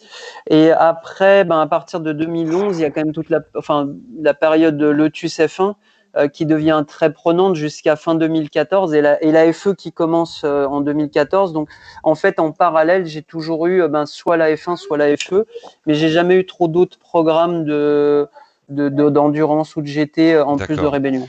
Alors juste après l'endurance justement vient les années F1 si je peux dire. Alors juste avant ça, excusez-moi, je vais faire un petit aparté technique. Voilà, on a perdu Alban, ça peut arriver parfois. On l'a perdu définitivement parce que s'il m'entend, je ne peux pas te récupérer. Voilà, on n'est pas comme à la télé, on n'est pas sur TF1, on n'est pas sur Canal+. Ça se passe pas comme ça. Oui, Est-ce on que tu t'entend. m'entends? Moi je t'entends. Voilà, D'accord. on t'entend en tout cas. Voilà, c'est déjà une bonne chose. Voilà, donc Alban, justement, je faisais la transition avec la F1. Voilà, donc si tu peux justement enchaîner sur la période Formule 1 2010-2013. Voilà. Dites tout sur le chat si on entend bien Alban, surtout. Ouais. Nicolas, vu que tu as aussi tourné une page F1 de 2010 à l'ambassadeur Renault, qu'est-ce que Oui. tu peux retenir de cette période et de cette implication avec Renault et en même temps la transition de Lotus? Qu'est-ce que tu... Bon, c'est très. C'était bon. À la base, la première année en 2010, c'était plus c'était plus dans un cadeau d'ambassadeur. Enfin, c'était plus Renault qui avait organisé que je puisse essayer la F1. Du coup, je fais un roadshow à Manicourt. Mais bon, comme en plus il y avait Eric Boulier qui avait été mon ingénieur en A1 Grand Prix, il demande quand même qu'on me fasse un peu rouler dans la voiture dans des vraies conditions pour voir ce que ça donne. Et à ce jour-là, je roulais finalement avec Opingtoum qui était leur pilote d'essai et Mihail Aleshin qui avait été champion ou qui était leader de la Formule 3.5, je ne me rappelle plus. Et j'étais plutôt très perfo dans la voiture. Et du coup, pendant l'hiver, l'année d'après, ils me disent bon, on va te refaire faire 2 roadshows pour voir. Et en fait, ils utilisaient un peu les roadshows pour faire des tours. Finalement, tu roulais 3 fois dans la journée. Et ça permettait de faire quand même quelques tours dans la voiture. Donc là, on va dire 2010-2011, c'est un peu des balbutiements. Et en 2012, en fait, au moment de la réorganisation de Lotus, avec l'arrivée de Raikkonen et Grosjean, en fait, Eric Boulier me propose, me dit, écoute, on va chercher un pilote d'essai, mais quelqu'un qu'on veut qui soit... moi, j'étais déjà bien établi en endurance à l'époque. Même si la F1 me faisait toujours rêver, il était clair que j'étais plus trop dans l'axe de faire de la F1. Il disait quelqu'un qui soit capable de rouler, de faire le travail, mais de le faire intelligemment, c'est-à-dire sans jouer son intérêt personnel, c'est-à-dire sans d'être un peu le Gary Paffett, parce que Paffett était chez McLaren à l'époque. Et du coup, je commence à faire ça. Ils me font faire des journées d'essai dans ce qu'on appelait les voitures N-2, donc les voitures qui avaient 2 ans, qui avaient le droit de faire 400 km par jour. Et puis, ils me font tester. Et puis, pendant 2 ans, j'ai fait les Rookie Days, j'ai fait les tests Pirelli à Silverstone avec tous les race drivers. Et puis, j'ai fait beaucoup de simulateurs. Et finalement, je suis resté jusqu'à fin 2014. Et fin 2014, en fait, je devais continuer pour 2015, mais il passait en moteur Mercedes et il y avait un vrai conflit. Puis j'étais pilote Renault en Formule E, ce qui était un peu compliqué pour gérer. Mais ça a été des années. Déjà, ça a été incroyable de pouvoir conduire la F1 dans des conditions super, d'avoir conduit la Lotus 2013, qui était peut-être une des meilleures F1 de cette année-là. Et puis d'avoir pu conduire la F1, parce que finalement, ça reste quand même le rêve de tout pilote, quoi. Est-ce que tu as ressorti un bagage encore plus technique pour la suite de ta carrière suite à ce passage en Formule 1? Alors, je dirais que oui et non. Oui, parce que bien sûr, tu touches. Et en plus, je suis resté quand même 5 ans. Quand tu es pilote d'essai, que ça fait 5 ans que tu es là, que tu fais. Je faisais peut-être minimum 3-4 jours par mois à Enstone. Tu fais partie des meubles, je dirais. On t'ouvre tous les livres parce qu'ils n'ont pas peur que tu partes dans une autre équipe, donc tu es au courant de tout. Mais il y a un moment où la F1, c'est tellement technique, c'est tellement poussé tout ce qu'on fait, c'est qu'il y a un moment, ça devient presque difficilement applicable à une autre catégorie. Mais ça a été, moi qui suis assez passionné de technique, ça a été quand même hyper intéressant. Mais c'était sur un niveau de détail, ils vont chercher des solutions techniques où déjà il faut qu'ils t'expliquent 3 fois pour que tu comprennes ce qu'ils sont en train de faire. Donc oui, c'est un bagage technique exceptionnel, mais il est tellement poussé que c'est pas si facile à appliquer à d'autres catégories. D'accord. Et est-ce que tu, en même temps, le parallèle de la F1, tu roulais en endurance. Le saut entre les deux types de voitures, c'est pas très compliqué ou il y a un petit temps d'adaptation? Non, c'est pas simple, je me rappelle parce qu'en 2012, je crois que j'avais roulé tout l'été en F1, j'avais vraiment beaucoup roulé parce qu'il y avait eu, je sais plus quels essais, et je suis arrivé à Sao Paulo et j'ai freiné 3 fois trop tard je crois que dans l'Outlap, j'ai dû sortir 3 fois avec la LMP, pas sortir fort, mais aller tourner un peu large 3 fois, donc non, oui, la réadaptation était pas toujours facile, honnêtement. Enfin, ça va, ça te prend 5 tours, mais c'est vrai que ça fait un peu bizarre des fois de sauter de l'une à l'autre. Et quelle est la grande différence majeure? Le poids, en fait, pour moi, c'est le poids qui fait tout. Le poids, non seulement le poids, bien sûr, total de la voiture, mais tu as aussi le centrage des masses et le centre de gravité. Et ça, par exemple, moi, j'ai beaucoup senti, dès que tu mets du poids aux extérieurs, comme tu peux l'avoir dans une LMP, tu sens que tu as du poids qui est pas centré. Et une F1, parce qu'une F1, bien sûr, c'est léger, mais c'est pas non plus si léger que ça par rapport à une F3000, mais tu sens que le poids, il a tellement été mis en bas et au centre que tu le sens pas bouger et tu retrouves ce feeling que tu as en F3. Et c'est les deux seules voitures que j'ai conduites dans ma vie, tu as l'impression que la voiture ne pèse rien. C'est assez fou, quoi. Après, il y a peut-être aussi la différence des pneumatiques entre la F1 et l'endurance aussi. Ça y joue aussi sur le. Ouais, sauf que je pense qu'en endurance, surtout à l'époque, avec les Michelin larges et tout qu'on avait, c'était pratiquement des meilleurs pneus que ce qu'on avait en F1. Mais non, je pense que c'est plus la caractéristique intrinsèque de la voiture. Et après, ces voitures qui ont énormément d'aéro, quand tu prends un aileron arrière de LMP ou que tu prends un avion arrière de F1, tu vois quand même la différence. C'est pas la même chose. Et la fenêtre de fonction des pneus est plus cruciale en F1 ou en endurance? Pour toi qui as pu comparer les deux, on en profite. Alors, c'est très drôle parce que chaque pilote dira quelque chose. Moi, c'était très compliqué. Moi qui ai un pilotage assez coulé, en endurance, la nuit, avec les gros pneus, les chauffer à l'avant au Mans, par exemple, c'était pas toujours simple. C'est une des choses dans lesquelles j'ai pu souffrir dans ma carrière. Alors qu'en F1, quand je roulais avec les Pirelli, moi, j'ai l'impression que il n'y avait pas de dégradation et quand je faisais les longs runs Pirelli, je faisais des super runs parce que je les abîmais pas. Et du coup, et un autre pilote va peut-être te dire qu'il a du mal à gérer les Pirelli, mais moi, ça m'a jamais trop posé problème. D'accord. Ok, donc du coup, beaucoup d'adaptations en transition parce que la F1, le web, si on parlait, elle commençait un peu à taper dans la formule électrique, non? 2014, j'avais les trois en même temps, mais je roulais pratiquement plus en F1 parce que ça avait été le changement de règlement. Je faisais presque que le simulateur et quelques trucs pour eux, mais je roulais pratiquement plus dans la voiture parce qu'il n'y avait pas d'essai. Le team commençait aussi à être un peu dans le dur financièrement, donc ils cherchaient plutôt à vendre les journées de comment dire de test. Donc j'ai plus vraiment roulé en F1 depuis fin 2013. D'accord. Une question toute bête, Nicolas. Est-ce que tu as eu des opportunités pour rester? Tu étais pilote essayeur, mais est-ce que tu as eu des opportunités? Est-ce que des écuries t'ont approché? Ou est-ce que ça a été d'actualité à un moment donné, pendant ces années-là? Avant ou après d'ailleurs, hein, c'est pas forcément. Non, après avant, j'ai eu 2 fois des contacts assez avancés qui n'ont pas pu, malheureusement, mais ça, c'était pour être soit pilote d'essai avec plus derrière, et ça, c'était quand j'étais champion de F3000. Ouais. C'est l'année où il y aurait pu potentiellement avoir peut-être une opportunité de faire quelque chose. Et après, j'ai fait une fois, je dirais pas, mais j'ai fait 3 journées d'essai, de simulateur. En fait, un ingénieur à moi qui était parti dans un autre team avait demandé de venir les aider pour le simulateur. Donc ça, c'était un peu plus tard.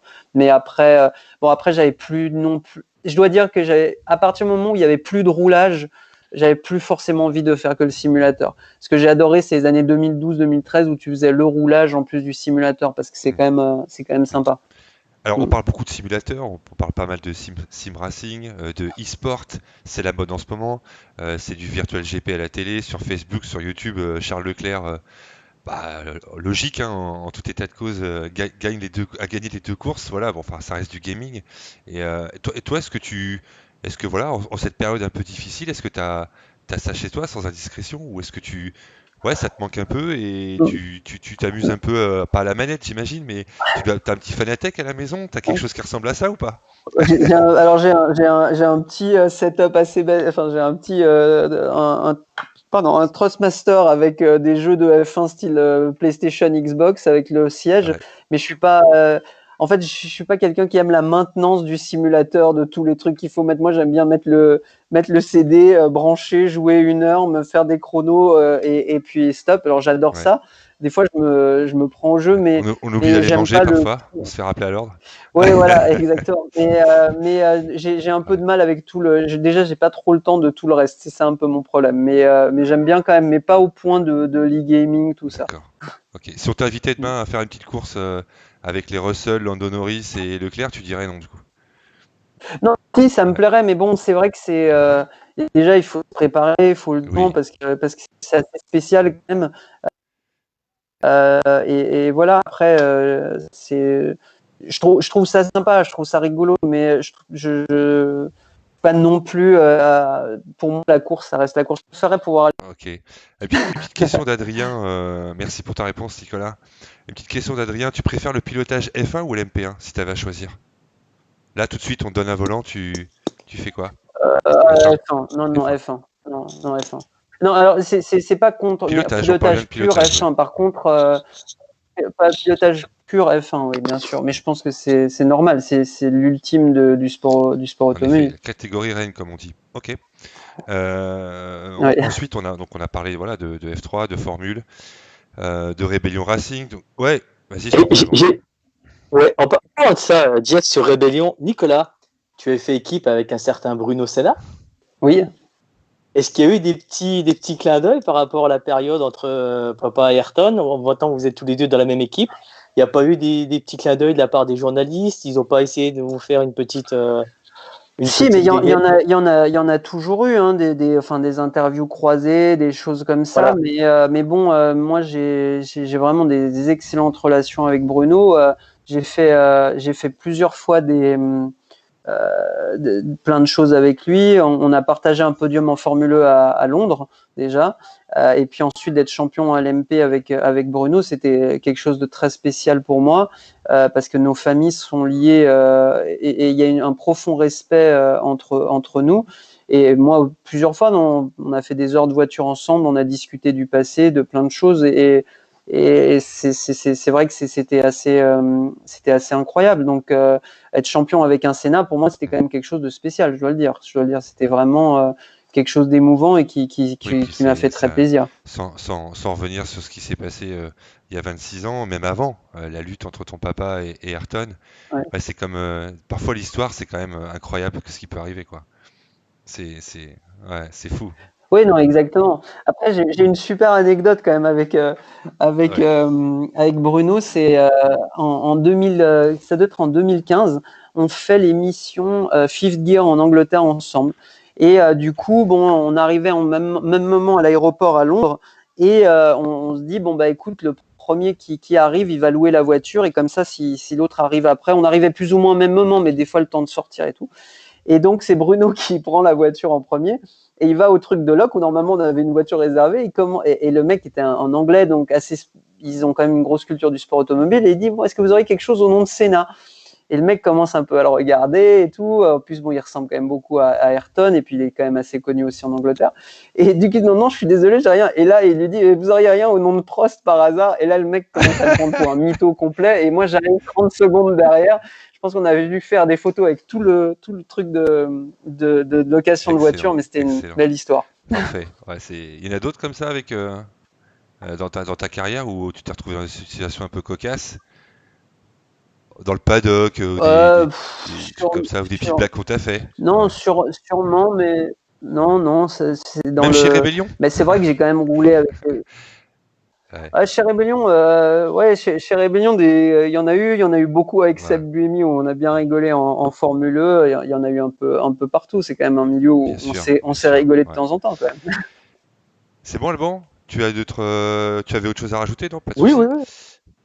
Bah, t'as Non, bien fait, c'était le petit t'as clin bien d'œil fait, t'as bien endurance. fait. Donc il y a Amine aussi qui est sur le live là, qui nous pose une question. Donc C'est pour faire la transition après avec toute la partie Andros évidemment et IDAMS, Formule E, Formula I. Quel serait ton rêve en sport auto? Oui, encore aujourd'hui. Encore aujourd'hui? Auto, je sais pas.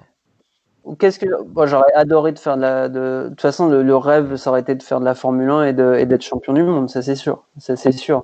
Après après voilà, C'est sûr. c'est comme ça. C'était très bien aussi tout le reste, mais le rêve ultime c'était celui-là. Ouais. Ok. Euh, tu... Vas-y, Et Alban. pas Ouais, d'IndyCar, ouais. pas d'exportation.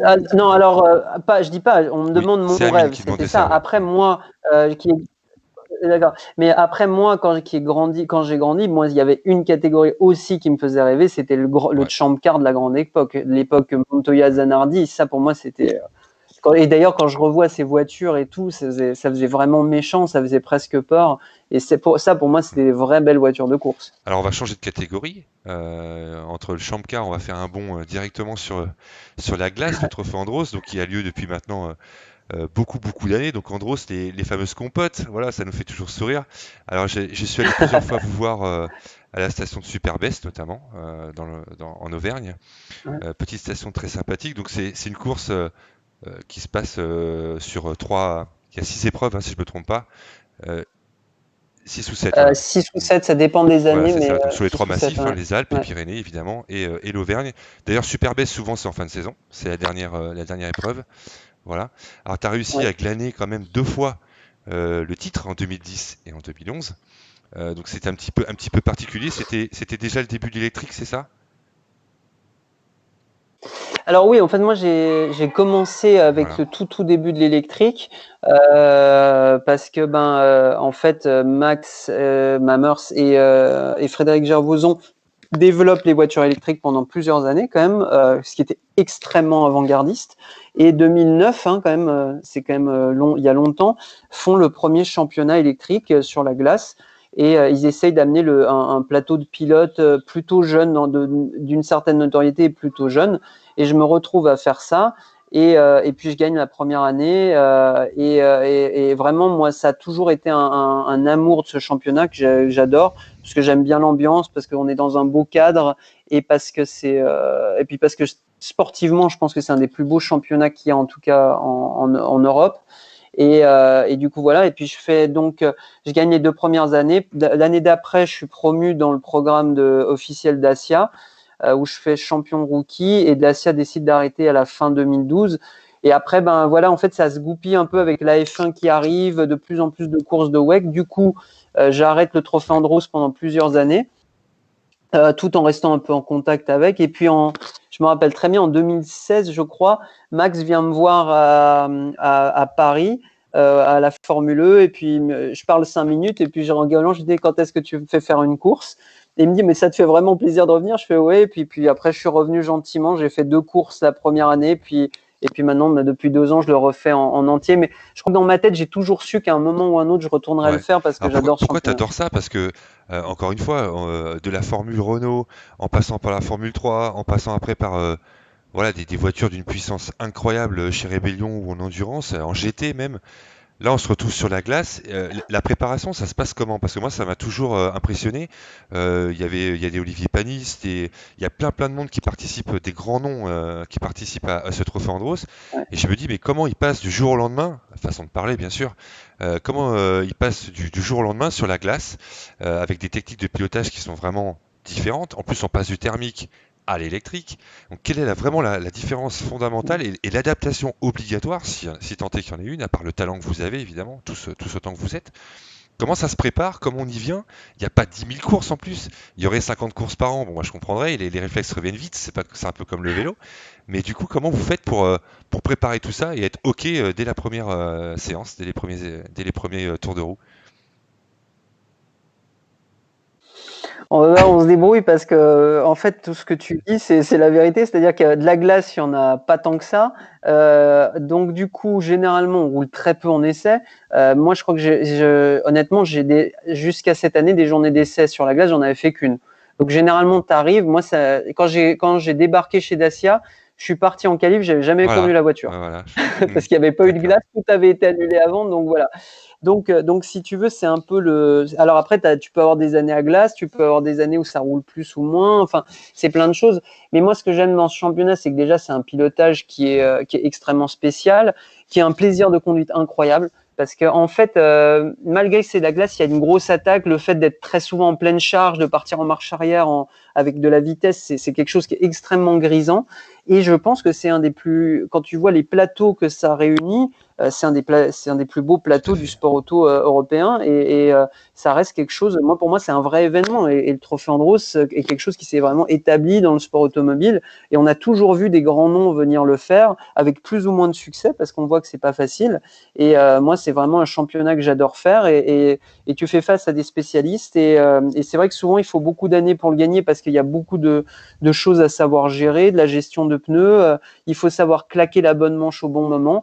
Mais c'est vraiment pour moi un Ouais. très beau J'ai une question championnat. qui est toute simple, mais elle est tout à fait légitime de Guillaume. C'est quel type de pneus? Alors, c'est des pneus pas larges pour une fois. Ça, j'en suis certain. C'est clouté, hein. C'est toujours clouté, je pense. Hein. C'est clouté, oui, oui, maintenant on est passé, c'est des Yokohama, donc c'est des clous, je me rappelle plus exactement, je crois que c'est 250 clous par roue, c'est des clous, c'est pas du tout des clous comme ils ont en WRC en Suède qui sont beaucoup plus gros, c'est pas très très gros, mais ça donne quand même pas mal de grip. Et c'est vraiment, non, c'est vraiment un plaisir incroyable à Une conduire. petite question d'Hilario, mais Hilario, il fera moins le malin demain parce que c'est lui qui sera à ta place, Nicolas, avec Laurent Frédéric Bollet pour une soirée spéciale Ayrton Senna. Il dit, Hilario, et puis le Trophée Andros, ça permet aussi de se faire des bonnes soirées tartiflettes après les courses. Vrai ou faux, Nicolas? Alors, tartiflette, je sais pas, des bonnes soirées, Ah je bon, suis sûr sans qu'il y en a eu blague. quelques-unes. Mais c'est, ouais. Mais pas, en C'est bon fait, enfant, c'est bon enfant. Oui. non, mais c'est bon enfant, il reste un petit côté course dans des années. C'est-à-dire que c'est quand même important ça, même si moi je suis le premier à vouloir gagner des courses, à vouloir être devant, il faut que ça reste du sport Bien auto et que sûr. ça se passe dans une bonne ambiance.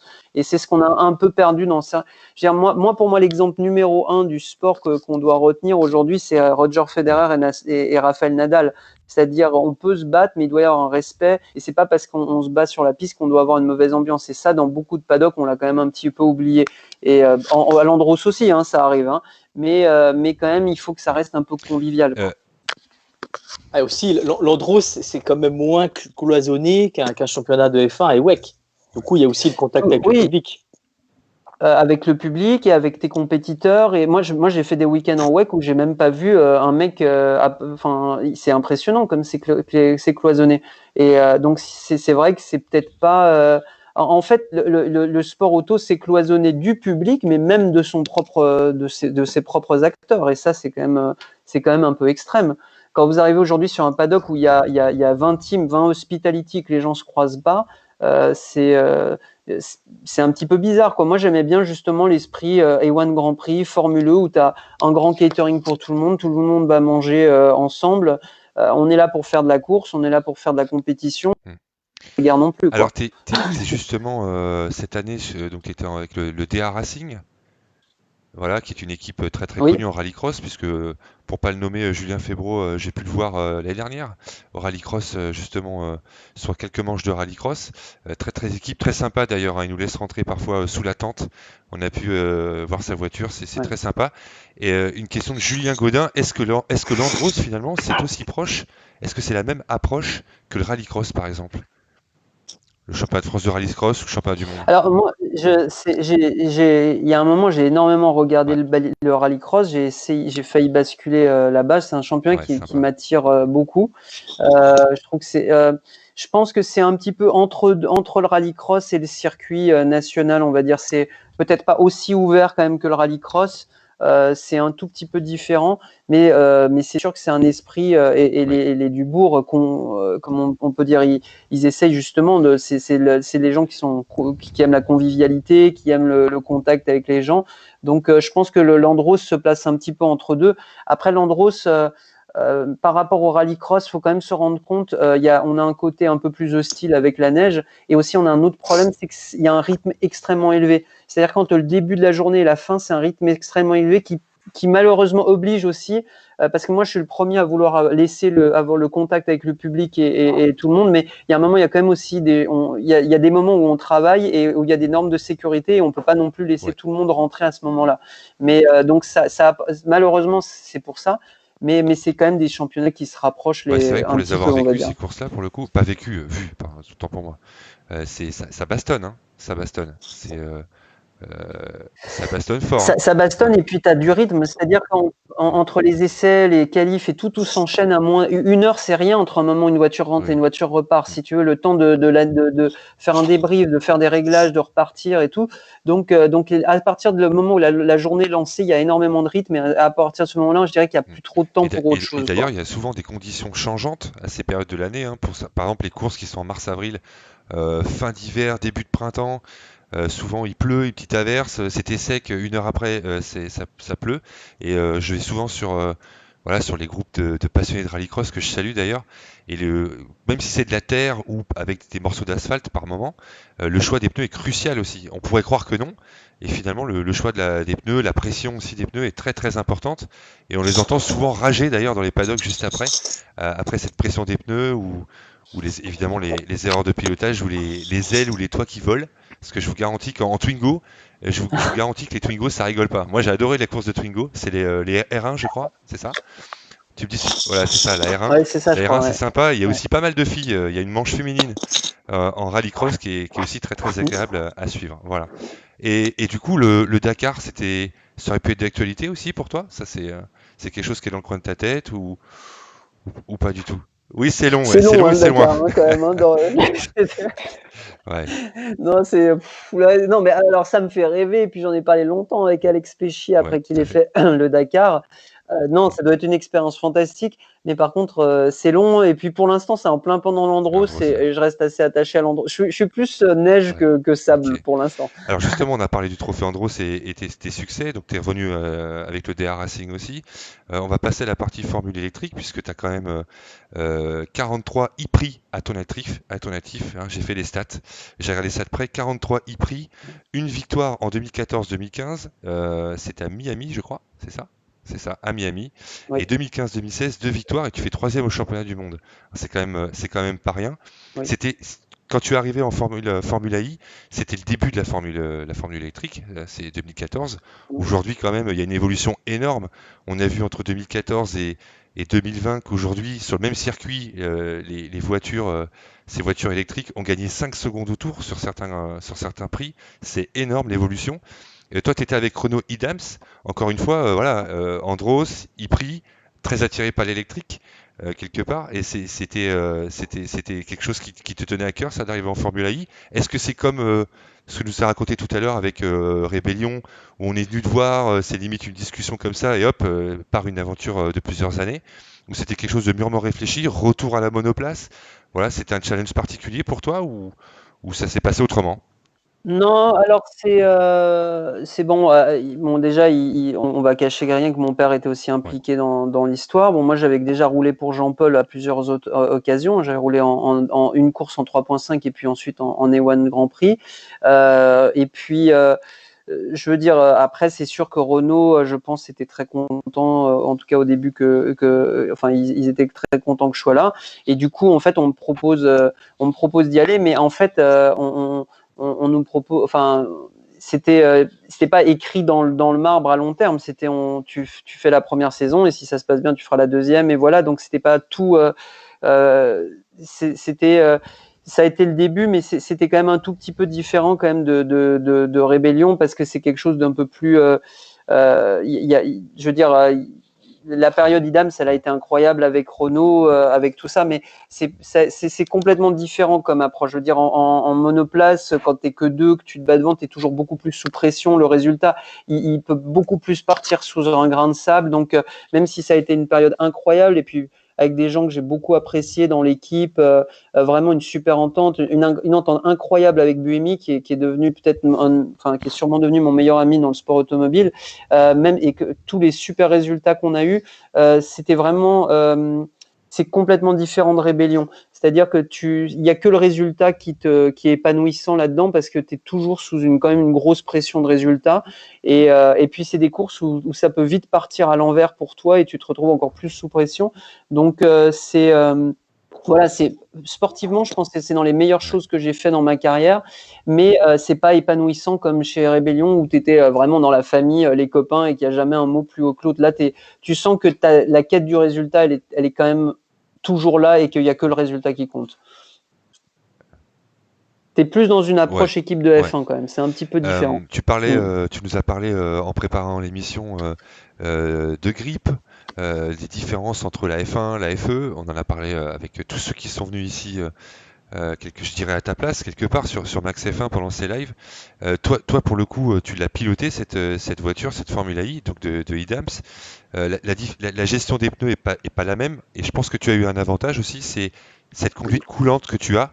Et Jackie Eclart nous en a parlé, Yannick Dalmas aussi nous en a parlé.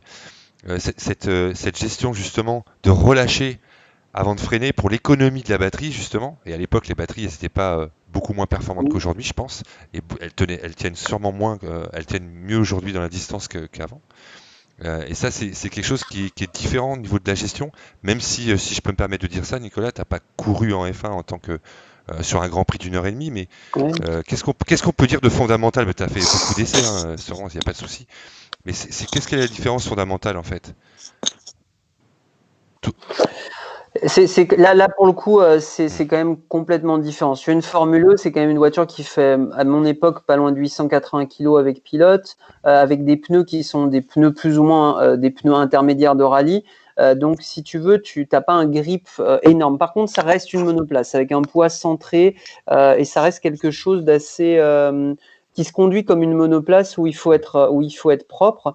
Moi, saison 1, je dirais peut-être le résultat reflète pas le niveau de perfo parce que je pense que c'est la saison où j'étais le plus perfo. La voiture et les pneus me convenaient très très bien. En vitesse pure, j'étais toujours très très bien. Après, peut-être pas encore incroyable en gestion d'énergie.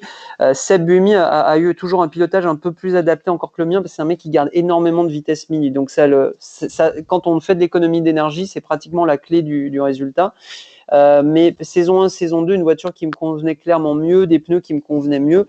Après, plus de mal saison 3 avec les pneus, même si ça m'a permis quand même de faire des bons résultats, mais plus de mal à partir de saison 3 avec les pneus qui donnaient un peu moins de grip. Mais pour revenir au parallèle FE, F1, on est quand même sur quelque chose d'assez différent. Et en fait, en course, il faut vraiment essayer de rouler vraiment le plus coulé possible pour laisser rouler cette voiture pour utiliser le moins d'énergie, en fait. Et c'était encore plus important saison parce qu'il y avait un paramètre dont on ne parle pas énormément, c'est que tu pouvais être aussi efficient sur un tour, mais peut-être en utilisant plus de régène et plus d'axel, et du coup, tu faisais surchauffer la batterie. Donc, c'était vraiment... Il y a eu des courses, quand il faisait chaud, c'était vraiment très, très compliqué. Et c'est ça aussi qui était intéressant, et surtout les premières années où il y avait peut-être un peu moins de maîtrise, beaucoup moins de software derrière, où il y avait plus de parts d'inconnus. Et maintenant, quand je regarde les courses, j'ai l'impression que finalement, tout le monde sait plus ou moins exactement ce qu'il fait. C'est ce qui est arrivé au fur et à mesure du temps.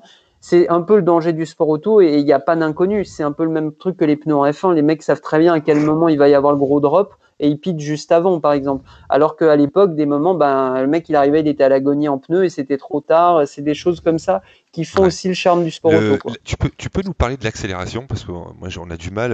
Je les regarde beaucoup. Hein, je regarde la FE à la télévision, bien sûr.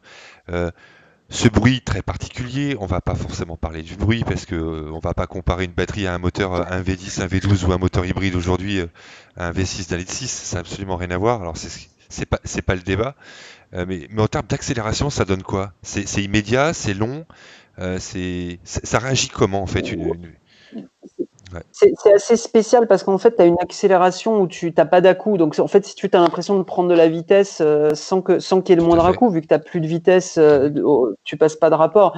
Après, si tu veux, encore une fois, en sport automobile, tu roules toujours au régime opti, plus ou moins. Donc, à la limite, sortie d'un virage dans F1, c'est plus le grip arrière des pneus qui te limite, plus que la puissance. Donc, même si ça accélère fort, l'accélération d'une Oui. F1, c'est quand même un autre step. Hein. Oui. Ça t'arrache la tête, ça. Hein. Pourtant, tu l'as toujours sur les oreilles, sur les épaules. Ouais, ouais. Ouais. Non, mais c'est marrant parce que nous, deux fois, avec des pilotes, on rigolait en parlant de ça, mais je disais quand même, quand tu montes dans une F1, la première fois où tu sors des stands et que tu déclenches le pit limiter, que la Ouais. voiture, elle part à Mach 12, que tu as la tête qui Ouais. s'arrache dans tous les sens, tu te Ouais. demandes quand même ce que tu fous là-dedans. Et ça, je me souviens d'avoir rigolé une fois avec Edo Mortara en parlant de ça, mais c'est vrai que ouais, le premier coup en F1, honnêtement, les premiers tours, ils secouent un Et petit peu, quoi. Donc une préparation physique plus importante. Ouais, mais même tu peux faire toute la préparation physique que tu veux, t'es pas préparé à ça. Il faut vraiment une sorte de forme d'accoutumance. C'est-à-dire que le step est tellement important par rapport à n'importe quelle autre voiture. Alors peut-être maintenant ça s'est réduit avec le GP2, mais à l'époque les F3000, c'était quand même si c'était assez perfo, c'était quand même assez loin des F1. Si tu veux, tu parles quand même d'écarts de 10-12 secondes au tour. Hein, donc, et puis, quand tu commences déjà à être sur des lap time très rapides, donc si tu veux, les premiers tours, ils te secouent. Et moi, je me souviens, il m'a fallu du temps avant de pouvoir... alors oui, tu arrives à conduire, tu fais quand même des temps, mais c'est extrêmement éprouvant mentalement aussi, je trouvais. Et je me souviens qu'au début, je me disais, wow, tenir un Grand Prix complet comme ça doit pas être une simple. bonne Ouais. question d'Hilario. Quel est le sentiment le plus fort qui pousse les pilotes à exercer ce métier? La vitesse ou l'adrénaline? Voilà, est-ce que l'un va avec l'autre? Et ouais, voilà. Après, je voulais poser l'autre, mais non, c'est pas vraiment lié. C'est quoi qui vous pousse à ça? C'est- Je Parce pense que ce que que vous faites, c'est... c'est quand même vachement enfin, réfléchi. moi, je pense que On nous tout... dit souvent, oui, ils sont dans leur truc, mais c'est plus que alors, réfléchi. Je veux dire, ouais, voilà. c'est très réfléchi. Peut-être aussi, on est sur des générations de pilotes un peu différentes des Oui, qui pilotes conduisent des pas le années même risque. 70. Hein. Mm. Mais ouais, mais je pense que les pilotes trouvent aussi leur plaisir dans des choses différentes. C'est-à-dire que moi, par exemple, j'ai toujours adoré aller faire une journée d'essai rien que pour le plaisir de tester des choses, pour le plaisir juste d'être dans la voiture, de conduire. Il y a des gens que ça saoule, mais méchamment. Moi, ça m'a jamais fatigué. Moi, pour moi, le plus grisant, c'est la recherche du tour parfait en qualif. Pour moi, c'est ça. Ou alors le fait de faire une course où tu fais un relais, même si tu vois, tu peux faire un très beau dépassement, des choses comme ça. Mais pour moi, la recherche, c'est soit faire la course où tu remontes 15 places en faisant une course incroyable et là, tu sais, as ce sentiment grisant d'être plus fort que les autres et que tu les doubles et que tu as l'impression que la Ouais. course, elle va être trop courte, tu vois. Moi, j'ai gagné des courses qui ont été horribles. C'est-à-dire, t'as un mec collé derrière toi pendant toute une course, c'est une horreur, en fait. Tu t'apprécies pas du tout, mais même si t'es heureux de gagner, mais voilà. Et après, le tour... le tour qui passe bien et quand tu passes la ligne, tu vois le chrono enfin que tu as explosé le chrono, ça c'est quand même une sensation incroyable. Peux-tu nous parler de la course? Ça, c'est une question d'Adrien. Peux-tu nous parler de la course de FE où il y a eu un gros carton? Donc Jean-Éric Vergne, double champion du monde d'ailleurs de Formule I, avait déclaré que c'était digne d'une course de karting de location. Alors je sais pas à quelle course il se réfère, mais c'est vrai que alors je sais pas Moi-même, de je me quelle course rappelle il se pas. réfère. Je Si sais c'est qu'il y une a eu, course, Alban, tu le sais. non Je mais pense que Tu le sais, Alban. ça doit être Paris. Ouais, non ça mais doit être Paris l'année dernière avec sous la non flotte. mais alors je pense que il y a eu un problème. Enfin il y a un problème en Formule E, on a déjà toujours eu des contacts parce que c'est quand même extrêmement compliqué. On est sur des circuits extrêmement serrés avec des pneus qui n'ont pas énormément de grip, donc le blocage arrive vite. Et tu peux vite avoir des contacts. En plus, c'est des voitures qui sont pas enfin, je veux dire, t'as un aileron avant abîmé en FE, ça va pas compromettre ta course. Donc, si tu veux, les contacts ont toujours existé, qu'ils veuillent ou pas. C'était pas intentionnel, en tout cas, sur mes saisons de FE. Par contre, je pense que la nouvelle voiture est malheureusement pas du tout adaptée à faire ce genre de course parce que quand tu fais finalement une sorte de LMP ouverte, qui est très très costaud au niveau du contact, et ben les mecs s'appuient. Et c'est vrai que l'année dernière, on a vu des trucs, c'était outrageux, qui ont pas été pénalisés. Et c'est vrai que Jeff, il avait vraiment raison de dire ça. Ça devient du stockard. Et moi, j'ai vu quelques contacts que j'estimais comme pas normal. Tu peux te louper une fois de temps en temps. Moi, je veux dire, le premier, on a tous fait des conneries. Mais si tu veux, c'est vrai que l'année dernière, ben, finalement, si tu lâchais les freins, tu allais t'appuyer sur le mec, ça passe. Et ça devient un problème. Parce que si tu veux, il y a des virages où tu as des vitesses mini très très faibles. Parce que, je sais plus, je crois que l'épingle à Hong Kong, tu dois être à 35 km/h. Donc c'est très facile d'aller s'appuyer à 35 km/h. Et je comprends ce que Jeff, et ça n'a pas été le seul à dire ça l'année dernière, il y a eu quand même beaucoup d'abus. Même l'année d'avant, quand il gagne son titre, le deuxième, c'était limite à la fin de la saison. Il s'était fait pas mal accrocher, il aurait pu perdre le titre. Le deuxième qu'il a acquis, ça a été compliqué. Je me souviens très bien. Bien sûr, bien sûr. De toute façon, les titres, ça joue beaucoup. Et c'est vrai que tu es sur un gros plateau de pilotes avec quand même pas mal d'enjeux.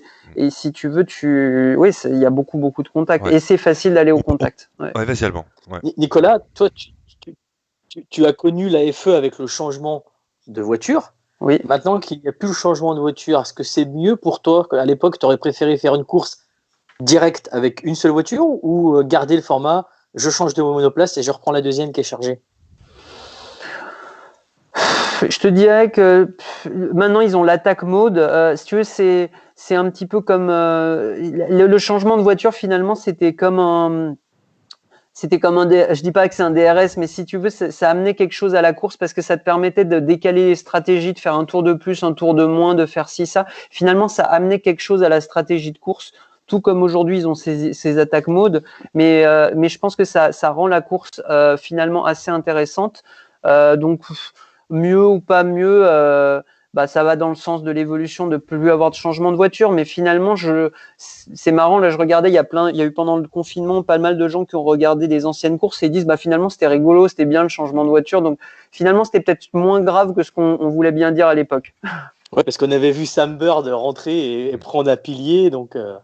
Ouais, alors par contre, quand ils ont mis le changement de voiture libre, ça c'était un petit peu limite quand même. Mais par contre, quand il était timé et qu'il était dans un rythme normal, c'était, comme je dis, ça amenait quelque chose au niveau de la stratégie qui était assez sympa. Il y a quelque chose, Nicolas, que pourrait récupérer la F1, même si je sais très bien, on l'a parlé tous nos invités, que la F1 et la FE c'est différent, on est bien d'accord, même si on a tous envie plus ou moins de les comparer tout le temps. C'est vraiment deux championnats totalement différents, de la technologie totalement différente.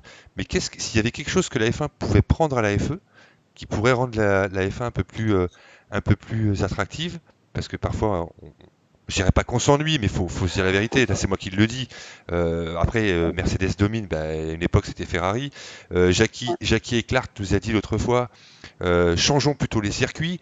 D'autres nous ont dit changeons plutôt les pneus, changeons plutôt le règlement technique. Bon, c'est normal, tout le monde a son avis et on le respecte bien sûr, mais toi, si la F1 devait récupérer quelque chose de la FE, ça serait quoi? Non, mais la FE, ils ont un bon truc, c'est qu'ils sont créatifs et bon, ils ont amené le fan boost avec ses avantages, ses inconvénients, mais l'attack mode, je trouve qu'il y a un intérêt, ça donne un petit quelque chose à la course. Donc peut-être que ce serait peut-être bien en F1, ce serait peut-être pas bien en F1, mais en tout cas ils vont chercher, ils sortent des sentiers battus pour aller trouver des solutions innovantes et en tout cas l'attack mode, je trouve que ça amène quelque chose à la course quand tu la regardes. Donc c'est sûr que la F1 peut regarder vers ce genre de choses. Après, dans le passé, on a eu beaucoup les histoires de push to pass. Alors, on en a eu à un moment, enfin, pas en FE, mais en A1 Grand Prix ou en IndyCar. Alors, à un moment, tu avais 5 push to pass. À un moment, tu avais 1 minute de push to pass. Après, il faut pas qu'il y ait trop de subterfuge. En fait, pour moi, c'est quand même un peu malheureusement des caches-misères quand tu commences à en mettre trop. C'est-à-dire que quand je regarde une course de 97, le mec, il est capable de doubler en F1 sans avoir de DRS, sans avoir de quoi que ce soit. Donc, pour moi, il faut pas en avoir trop parce que tu mets ça pour cacher un peu d'autres problèmes. Mais le problème, je dis pas qu'il est plus profond, mais il vient soit en fait, les remarques que tu as données avant, elles sont justes parce qu'elles viennent soit du circuit, soit du règlement technique qui ne permet plus de doubler à la régulière. Moi personnellement, ça m'ennuie fortement. Voilà. J'adore la Formule 1, je la regarderai toujours.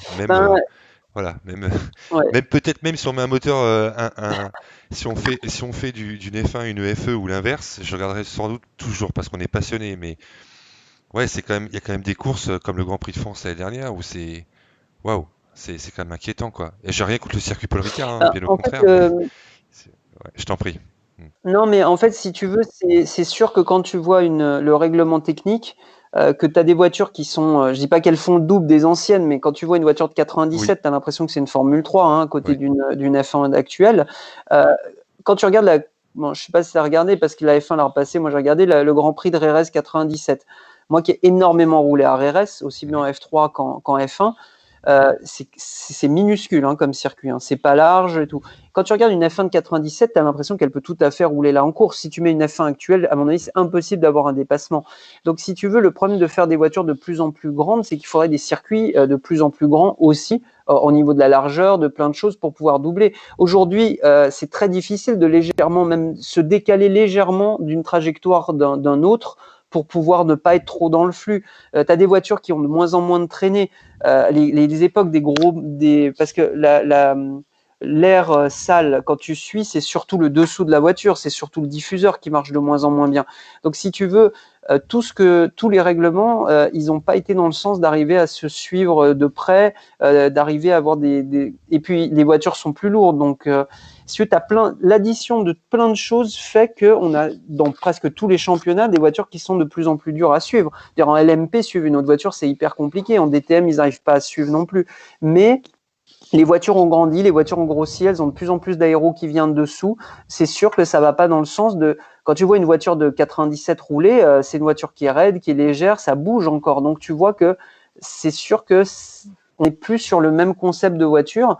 Alors bien, on a eu plein d'apports incroyables au niveau de la technologie, de la sécurité. Donc il faut pas dire que c'est pas un bon travail qui a été fait, mais c'est sûr que ces voitures-là, c'est difficile de faire la course comme peut-être on aimait la voir dans les années 80, 90 complètement, et début 2000 complètement. peut-être. Ouais, tout à fait. Et est-ce que tu penses, Nicolas, au vu ce que tu viens de nous apporter, qu'on a des voitures plus larges, plus difficiles en matière d'aéro? Allez, je vais parler aussi cash. Est-ce que Zandvoort, la piste actuelle, est adaptée à la F1 actuelle? Comme je connais pas plus que vous, j'ai vu le tour en caméra embarquée. C'est sûr qu'on se Ouais, c'est demande où pas ça va large, hein, pouvoir c'est pas doubler. large.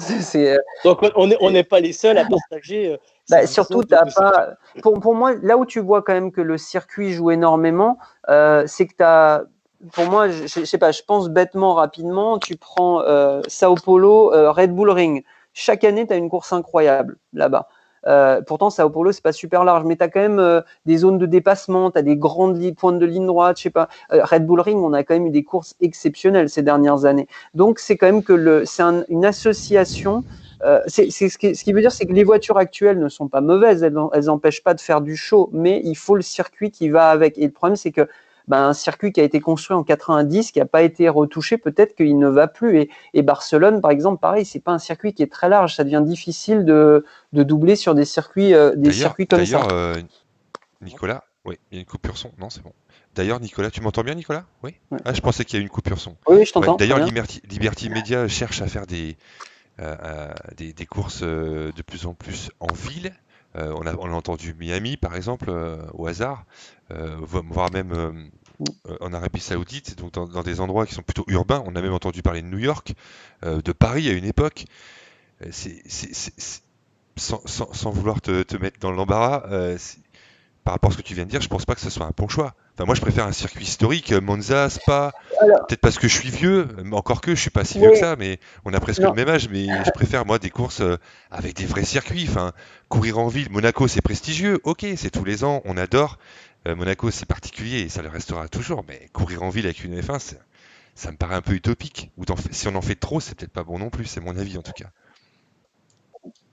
oui, après, ça dépend des villes, parce que quand tu regardes Bakou, c'est quand C'est même pas vrai. si catastrophique que ça, je trouve, comme circuit. Et si tu parles de Miami ou New York, avec le système des rues et des avenues américaines, je veux dire, une avenue à New York, c'est beaucoup plus large que Ouais. Barcelone ou Jerez. Donc, si tu veux, pour moi, ça dépend de quel kilométrage ils vont pouvoir disposer.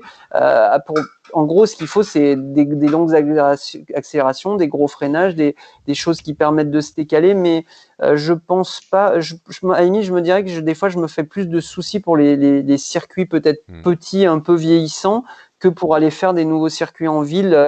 Mais attention, en ville, parce qu'en Europe, on n'a pas ce genre de dimension Ah dans non, nos rues. l'histoire Hein. a fait C'est que très nos rues très sont rare. pas les Hein. mêmes. Voilà, ça c'est sûr. Ouais. Hanoï est un peu comme ça. Alors le Grand Prix n'a pas eu lieu, alors, il aura peut-être lieu plus tard, mais ce nouveau circuit il était construit un peu comme ça, avec une partie en ville au Vietnam, donc une partie en ville et une partie avec une longue ligne droite en spoon un peu, comme ça, et qui revient. Ça va être compliqué pour le réglage, non? Avec une partie fondamentalement ville et d'un seul coup, un peu comme en Chine, une grande ligne droite aller-retour, c'est assez particulier. Oui, c'est sûr que tu vas toujours avoir un compromis entre la charge aérodynamique que tu vas mettre. Généralement, en F1, au niveau des revêtements, ils ont quand même pas trop de boss. Donc, ça sera toujours un compromis. Après, aujourd'hui, ils disposent d'outils assez poussés en simulation, ce qu'on appelle online ou offline. C'est-à-dire online quand tu as un pilote dedans, offline quand il y a personne dedans, pour savoir quelle charge aéro il va falloir mettre. Mais je pense que ça sera pas un gros problème, mais c'est vrai que c'est toujours intéressant. Après, Shanghai est plutôt pas un trop mauvais circuit, honnêtement, dans les circuits récents qui ont été construits. Ah, Singapour est sympa aussi. Singapour est sympa, mais alors là, pour le coup, pour doubler, bonne chance. Hein. Ouais. Justement, Nicolas, tu parlais de balance sur la voiture, ainsi que de setup. Est-ce que vous avez une grosse liberté de setup et de balance sur une Formule E? Oui, il y avait quand même. Enfin, tu retrouves un peu ce que tu peux faire sur une GB2 ou sur une voiture un peu monotype, mais tu as largement déjà de quoi te faire plaisir. Et puis, c'est pas facile parce que tu es quand même sur des. Là, pour le coup, tu as des revêtements très différents. Alors après, ça s'est pas mal nivelé dans le temps, mais la première année, on a quand même eu Moi, je me souviens de Moscou, il y avait des trous quand même incroyables, mais ça faisait aussi partie du charme du championnat. Plus de la liaison au sol, mais tu peux vraiment passer du temps sur les réglages en FE aussi. Est-ce que tu crois que si la Formule E aurait des pneus adaptés plus course, il y aurait encore un spectacle un peu plus divertissant? On peut imaginer des ravitaillements. Je pense honnêtement que surtout la première voiture qui était peut-être un poil plus petite c'était vraiment extrêmement bien. On avait bon compromis pour tout. C'était pour ça que c'était, à mon avis, que ça a aussi quand même bien pris. C'est parce que la voiture, elle était quand même difficile à conduire. Elle allait à la juste vitesse qui permet d'aller dans ces circuits-là. Je pense que si on augmentait le grip des voitures, en fait, finalement, tu n'aurais plus de spectacle, ça suivrait, ça ferait le train-train, tu n'aurais pas d'erreur. Donc non, je pense que vraiment le compromis trouvé est quand même très très bon. Faut pas croire que la vitesse c'est toujours l'allié du spectacle, hein, quand même. C'est sûr. Ouais, c'est sûr. Ouais. Ça, on en est convaincu. Ouais. Ouais. Nicolas, une question d'Adrien. Qu'est-ce que tu penses du Paul Ricard? Ça tombe bien, c'est d'actualité. On était avec le Stéphane Clerc hier, le directeur du Paul Ricard. Qu'est-ce que tu penses de ce circuit qui est parfois décrié? Certains veulent des bacs à sable, d'autres veulent qu'il reste en mode HTTT. T'as roulé, j'imagine, ce circuit. Qu'est-ce que tu en penses? Est-ce qui t'éclate? Est-ce que tu as pris du plaisir à conduire sur ce circuit varois? Non, comme tout le monde, on a tous, je pense, beaucoup roulé au Paul Ricard. Moi, je pense que c'est un très très beau circuit. Je pense que l'histoire des bacs à sable, honnêtement, c'est pas vraiment le problème parce qu'aujourd'hui, de toute façon, même à Spa, t'as des run-off de partout. Des fois, quand je regarde des images d'époque, je me dis, mais même de quand j'ai commencé, je me dis, mais c'est incroyable, je me rappelle même plus qu'il y avait du sable là-bas. Donc, c'est pas trop ça le problème. Le problème, il est plus peut-être s'il y a un souci, c'est dans le fait que tu es sur un circuit qui est quand même relativement monotrajectoire et du coup qui fait que c'est compliqué de se suivre et compliqué de se suivre veut dire compliqué de se doubler. Exactement. Après, l'année dernière, on a une course peut-être pas incroyable, mais il me semble que l'année d'avant, c'était une très belle course. On a quand même un beau point de freinage au milieu de la ligne droite, des DRS qui sont plutôt bien calculés. Donc, moi, je pense que c'est un très beau circuit et c'est vrai qu'il faut toujours se poser la question, est-ce que peut-être en changeant un virage, tu vas peut-être réussir. C'est vrai que, par exemple, le premier virage peut-être mériterait d'être un peu plus fermé si tu voulais créer une zone de dépassement en plus, tu vois. Mais c'est pas tout le circuit qui a un problème. Le circuit, il est magnifique, il y a des très beaux virages. Et c'est juste que malheureusement, tu es quand même un peu obligé aujourd'hui de réfléchir à créer des opportunités de dépassement. Ok. On va passer. Merci Nicolas. Ouais. Non, mais j'aime bien. Moi, j'adore les réponses comme ça. On rentre plus dans le vif du sujet parfois. C'est super intéressant. On fait le lien avec C'est d'autres. captivant. C'est captivant et puis on fait le lien avec ce que d'autres nous ont dit. Voilà, c'est super intéressant et on fait des liens avec voilà, Yannick Dalmas, Brandon Maizano aussi, hein, qui nous a parlé de tout ça. Donc c'est super intéressant. Vous avez tous des avis plus ou moins différents quand même. Ouais, Ah, c'est c'est vrai. ça qui est Bon. top. Non, mais il y a pas de scoop. Mais Il c'est y normal. a Mais c'est jamais une normal. vérité. C'est Hein. normal. Il y a le style de pilotage sûrement aussi qui y fait. Oui, C'est une c'est sûr. évidence. Ouais. C'est une évidence. Ouais. On va passer à ton actualité. Je laisse le soin à Alban de parler de ta future actualité, Ouais. donc le futur bien sûr, en termes de pilotage ou autre. Et puis je laisse aussi les abonnés, ceux qui sont sur le live, que je remercie, hein, qui sont très actifs, qui se régalent aussi, nous poser les dernières questions. On en posera quelques-unes en fin d'émission. On est à 1h30 de live, voilà, on va pas non plus trop abuser de ton temps. Donc voilà, on va. C'est un plaisir, honnêtement. Ouais, merci, c'est gentil. Nous aussi. Alban, vas-y mon peu. Oui, Vas-y, Nicolas, déjà, il a lance-toi. anticipé sur un sujet que je voulais aborder avec lui. Il a beaucoup répondu, c'est sa nouvelle participation à Londros. Bon, Hmm. là, ça a été fini. Mais il y a un truc aussi qui est intéressant avec Nicolas, c'est que tu vas te lancer dans le Ouais, GT4 cette année, avec Ouais. une marque française prestigieuse. symbolique et qui a un gros passé prestigieux et qui va continuer d'ailleurs.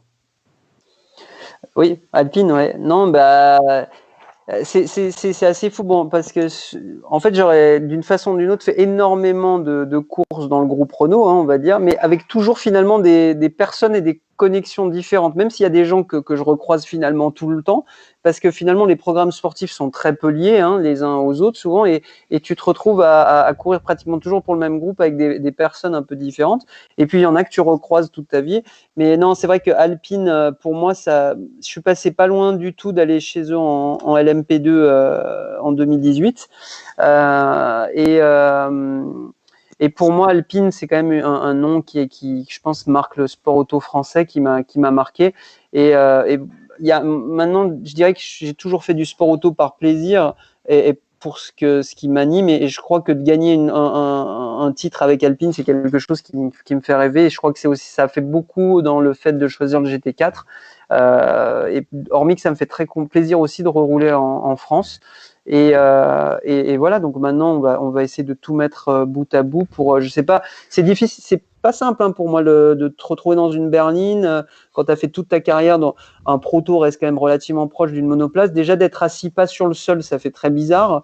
Et je sais qu'il faut encore une période d'adaptation. C'est aussi pour ça que je fais en parallèle la Ligier avec mon ami Olivier Pernaut, parce que je sais que hormis que c'est beaucoup de plaisir, ça me permet de faire des kilomètres dans des berlines, parce que c'est pour moi quand même pas mal de choses à réapprendre, et tu te retrouves face à des vrais spécialistes de berline, et c'est pas simple, et il faut jamais sous-estimer la concurrence dans ce genre de championnat. Ouais. C'est ce que. Ouais, Est-ce vas-y, que Alban, tu as je t'en déjà prie. est-ce que tu as déjà pu faire quelques essais avec cette J'avais GT4? déjà roulé l'année dernière dans une autre équipe, et cet hiver j'ai été transféré chez CMR qui est une des équipes leaders de Alpine, normalement avec Christopher Campbell qui devrait être un équipier redoutable. Donc on espère avoir un bon package pour se défendre devant, mais voilà, on sous-estime pas la concurrence et on sait que c'est pas facile. L'année dernière j'étais très perfo en course, un peu moins en qualif, ce qui est un peu bizarre pour moi. Mais parce qu'il y a encore beaucoup de choses à apprendre et voilà, après c'est hyper serré, il y a un très très beau Mm, niveau dans le championnat mm. français et puis ça faisait très plaisir par contre de revenir sur des circuits français que j'avais pas côtoyés depuis 14 ans. Ouais, il y a Nogaro, le Et, Castellet, c'est ça? Les noms surtout, les Les noms on noms. oublie que c'est Ouais. le plus beau circuit au monde. et Nicolas, alors le feeling était bon avec cette GT4? Oui, non, le feeling est bon, et c'est très sympa à conduire. Hein, c'est plutôt très intéressant. Moi qui conduis, moi enfin je dis pas que je préfère le GT4 au GT3, mais j'aime bien le côté plus léger, petit des voitures. C'est plus du super tourisme, ce qui est quelque chose que j'apprécie. Par contre, ben il faut. Bon, l'équipe où j'étais l'année dernière était toute nouvelle, même s'ils faisaient beaucoup d'efforts, il faut quand même beaucoup apprendre. Et voilà, et je sais que pour gagner le championnat, il faudra se battre mais maintenant, je me sens quand même plus armé après une saison derrière moi. Mais c'est vrai que les premiers tours en GT4 m'ont fait un peu bizarre, je dois Mm. dire. Donc ça veut dire que pour cette année, si elle va débuter, ou l'année prochaine, tu nourris de fortes ambitions. Oui, bah de toute façon, je ne veux pas non plus aller faire ça pour faire de la rigolade. Donc, moi, j'adorerais accrocher le titre de champion. On va tout faire pour. Après, voilà, il y a une grosse concurrence. Il y a des pilotes comme Guilbert, Michal, qui est un super équipage. Il y aura toujours de la concurrence et il va falloir se battre pour gagner. Et pour le futur un petit peu plus lointain, il y a des projets sportifs ou extra-sportifs qui commencent à prendre forme pour toi? Moi, aujourd'hui, je dirais que dans le... Bon, j'ai 39 ans l'été prochain, donc il y a un moment, il faut aussi savoir quel sera ton avenir ou pas. On sait que... Alors, ce qui est sûr, c'est que je pense que j'aurais pu faire encore quelques années en prototype. Malheureusement, on va dire que l'économie du prototype n'est pas très très porteuse, donc pas facile pour les pilotes pro de trouver des volants. Et du coup, je pensais que justement que le GT4 et l'Andros représentaient pour moi une bonne opportunité pour les prochaines années. Je suis très heureux de ce que je fais. Je sais que je vais pouvoir être dans une voiture pour gagner, ce qui est le plus important pour moi. Et honnêtement, je suis très heureux de faire ça. Je pense qu'en proto, j'ai fait peut-être tout ce que je devais faire. Je l'ai fait dans une super équipe et voilà, je resterai sur un titre, une victoire, et du coup, c'est peut-être bien comme ça. Formule 1, je pense que maintenant, c'est plus de mon âge, on va dire. Donc maintenant, il faut trouver de nouveaux objectifs dans sa carrière. Et de GT4 et Landros, déjà, essayons de gagner ça et on verra ensuite pour la suite, de trouver d'autres choses. Du coup, tu te vois gentleman maintenant, alors? Non, c'est pas gentleman, c'est juste que malheureusement, il y a un jour où tu ne peux pas, je veux dire, c'est normal, c'est un renouvellement, les générations passent et ça veut pas dire que t'es moins bon, mais c'est juste que les gens ont envie de renouvellement dans les équipes, dans tout ça, donc j'ai déjà poussé très loin. Là, je crois que je suis le plus vieux pilote à avoir gagné une course de Formule 1. Donc, c'est un petit peu comme ça. Il faut plutôt essayer de trouver les opportunités où tu vas pouvoir continuer de gagner des courses. Mais je me vois pas du tout comme un gentleman pour autant. Donc, dans 5 ans, si on se pose la question, Nicolas, dans 5 ans, tu seras où et tu feras quoi? Tu sais pas. Et maintenant, je dirais, moi, je ferai du sport auto tant que j'ai envie, tant que je peux gagner des courses, tant que je suis compétitif. Après, il y a un moment, peut-être je continuerai d'aller rouler tout seul en kart. Peut-être je continuerai de faire, mais je veux faire que des choses qui me plaisent et des choses pour gagner des courses. Mais je continuerai pas à rouler si j'ai plus le feu sacré. Et là, je sais que je l'ai encore. Et justement, d'aller dans des nouveaux programmes, ça te relance. Tu vois, l'Andros, de réapprendre des nouvelles choses et d'y aller vraiment pour gagner. Mais pour être très honnête, j'ai pas envie d'aller rouler au Mans avec un gentleman juste pour aller faire le Mans. J'ai pas envie d'aller. Ça, c'est pas pour moi. Moi, j'ai toujours fait pour gagner. Et je préfère faire un championnat de France dans une voiture pour gagner que d'aller faire quelque chose d'autre si c'est pas pour aller jouer devant. Et un rôle de team manager, ça te trotte un petit peu ou pas? Je sais pas, c'est tellement de boulot. Quand je lis, c'est difficile. Hein. On voit sérieusement gérer une équipe, honnêtement, chapeau à ceux qui le font parce que c'est quand même vraiment beaucoup de boulot. Donc je sais pas. Moi, ce que j'aime dans le sport auto, c'est rouler. Donc peut-être que je continuerai à le faire différemment. Je sais pas du tout pour l'instant. Je crois que dans un sens, je préférerais faire un autre travail qui n'a rien à faire avec le sport auto et continuer à aller sur les circuits pour me faire plaisir, rouler. Mais je sais pas si c'est difficile quand tu as été pilote d'être team manager. C'est quand même une autre approche. Une question toute simple. Je suis papa, Alban est papa. On est tous plus ou moins papa ici, ou maman d'ailleurs. Hein. Je salue Virginie aussi, tous ceux qui sont là. Ça a changé quelque chose pour toi, le fait de devenir papa? On a eu une longue discussion avec, je crois que c'est Jackie Eclart là-dessus. On parlait de Sébastien Vettel qui a 3 enfants, je crois. Est-ce que ça, c'est quelque chose qui, à un moment donné, change la philosophie d'un pilote, son coup de volant, ou pas du tout? Alors là, pour le coup, je te pose la question à toi. C'est extrêmement difficile à dire parce que moi j'ai gagné, j'ai eu Kimi en 2015, j'ai gagné des courses après, je pense que j'étais extrêmement performant après. Est-ce qu'en pleine nuit au Mans sous la pluie, il y a un moment où tu vas pas y réfléchir? Le cas s'est pas présenté, mais je pense que ça peut peut-être arriver. Oui, tu es quand même responsable d'un être humain, c'est ton enfant, et puis ça change peut-être un petit peu dans ta vie. C'est sûr que ça a un impact. Est-ce qu'il a un vrai impact sur la performance? Je sais pas, mais en tout cas, sur des courses extrêmement risquées, il y en a pas. Je dis pas qu'il y en a plus beaucoup, mais peut-être moi la seule course où j'ai toujours senti qu'il y avait quand même un risque, c'est Le Mans et Spa en LMP1. mais c'est sûr que tu vas peut-être plus à un moment réfléchir. Après, une fois dans la voiture, quand tu as le casque, comme on dit, quand tu as la visière baissée, tu réfléchis quand même plus beaucoup. Mais c'est sûr que ça peut avoir une influence sur ta carrière. Après, on va pas rentrer dans la vie privée de Sébastien, mais il a quand même une petite fille qui a eu des petits problèmes de santé au début en début de vie, donc c'est un autre sujet quand même. Oui. Donc c'est pas pareil. Ça peut avoir beaucoup plus d'influence quand même. Alors que Guillaume nous dit qu'il y aura un Prost troisième génération, alors que tu disais tout à l'heure que tu préférais Instagram. Et le matin où on t'a appelé, ou Alban t'a appelé, tu dis oui, je joue avec mon fils. Et quelques secondes après ou quelques minutes après, on découvre sur Instagram ce que tu faisais avec ton fils. Donc il a un très beau circuit. Tu l'entraînes déjà bien. Il est sympa ce circuit. Je voudrais bien encore y jouer moi aussi. Il a fait. Il fait circuit. Ouais. Il a déjà fait un petit peu karting, mais il fera ce qu'il veut. Pour l'instant, il est très très foot aussi.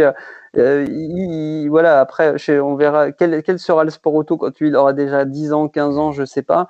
Mais s'il a envie, déjà il y a une chose qu'il y a, c'est que la sécurité ne fait qu'évoluer, donc c'est déjà plus rassurant. Sûr. Mais de toute façon, s'il a envie de faire, tu pourras pas l'empêcher. Donc je vais pas le forcer, je vais pas le pousser, mais il fera ce qu'il veut. Je sais pas si si ma femme serait autant d'accord avec ce que je dis. Mais bon. Il y a une vieille expression française, Nicolas, qui dit que les chiens font pas des chats. Donc bon, voilà. Oui, non, exactement. On est bien d'accord. On est bien d'accord. Nicolas, est-ce qu'il y a un pilote qui t'a fait vibrer et qui t'a inspiré dans ta carrière? Bon, alors moi, si je suis très bon, bien sûr mon père, ça c'est sûr, ça a été l'exemple, mais l'exemple à tous les niveaux pour moi, je veux dire même pas en tant que pilote, mais ça a toujours été mon exemple. Et après, je veux dire que j'ai grandi, enfin mes petites catégories, j'étais dans l'époque Alonso et c'est vrai que j'aimais beaucoup Fernando. Je trouvais qu'il était assez inspirant, le côté je lâche rien, tout ça. En plus, j'ai quand même roulé dans des équipes espagnoles, donc c'est vrai que Alonso, quand j'étais jeune, est quelqu'un qui me fascinait. Et après, avec le recul, quand je regarde un petit peu le passé, pour moi, il y a un personnage qui sort du sport auto que j'ai eu beaucoup de chance de rencontrer plusieurs fois, mais c'est quand même Jackie Stewart, parce que je pense que c'est dans les personnes qui ont marqué l'histoire du sport automobile, parce que c'est les personnes qui ont su. En fait, c'est très difficile en pilote de prendre position pour la sécurité, parce qu'on va dire vous êtes une poule mouillée, il réfléchit trop. Vous voyez, on parlait il y a 2 secondes des histoires des enfants, le nombre de fois on a dit il avance plus parce qu'il a un enfant. Non, c'est pas si simple que ça. Mais c'est du sport automobile, on sait qu'il y a des risques, on les accepte, mais ça ne veut pas dire qu'on est des gladiateurs, ça ne veut pas dire qu'on est obligé d'aller à la mort. C'est pas parce qu'on n'a pas peur qu'il ne faut pas avoir un regard sur la sécurité. Et Jackie, ça a été le premier à 2 fronts y aller tout seul parce qu'il n'y avait personne pour le soutenir.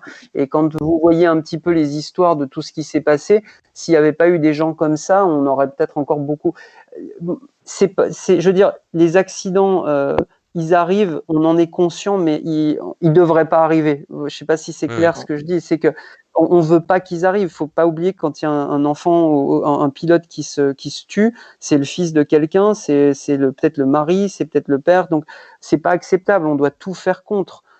Et du coup, voilà, et il y a peu de gens qui ont osé aller dans le sens de la sécurité, et Jackie, ça a vraiment été le numéro 1. Donc je dis pas que c'est une idole, je dis juste que c'est quelqu'un à qui on doit énormément. La femme de Jochen Rindt aussi, le seul champion du monde à titre posthume, c'est Nina, son épouse, qui s'était beaucoup investie aussi suite au crash de son mari Jochen. On dit comment en allemand déjà? J'ai pas fait d'allemand. C'est Jochen Rindt. Voilà, merci, Nicolas.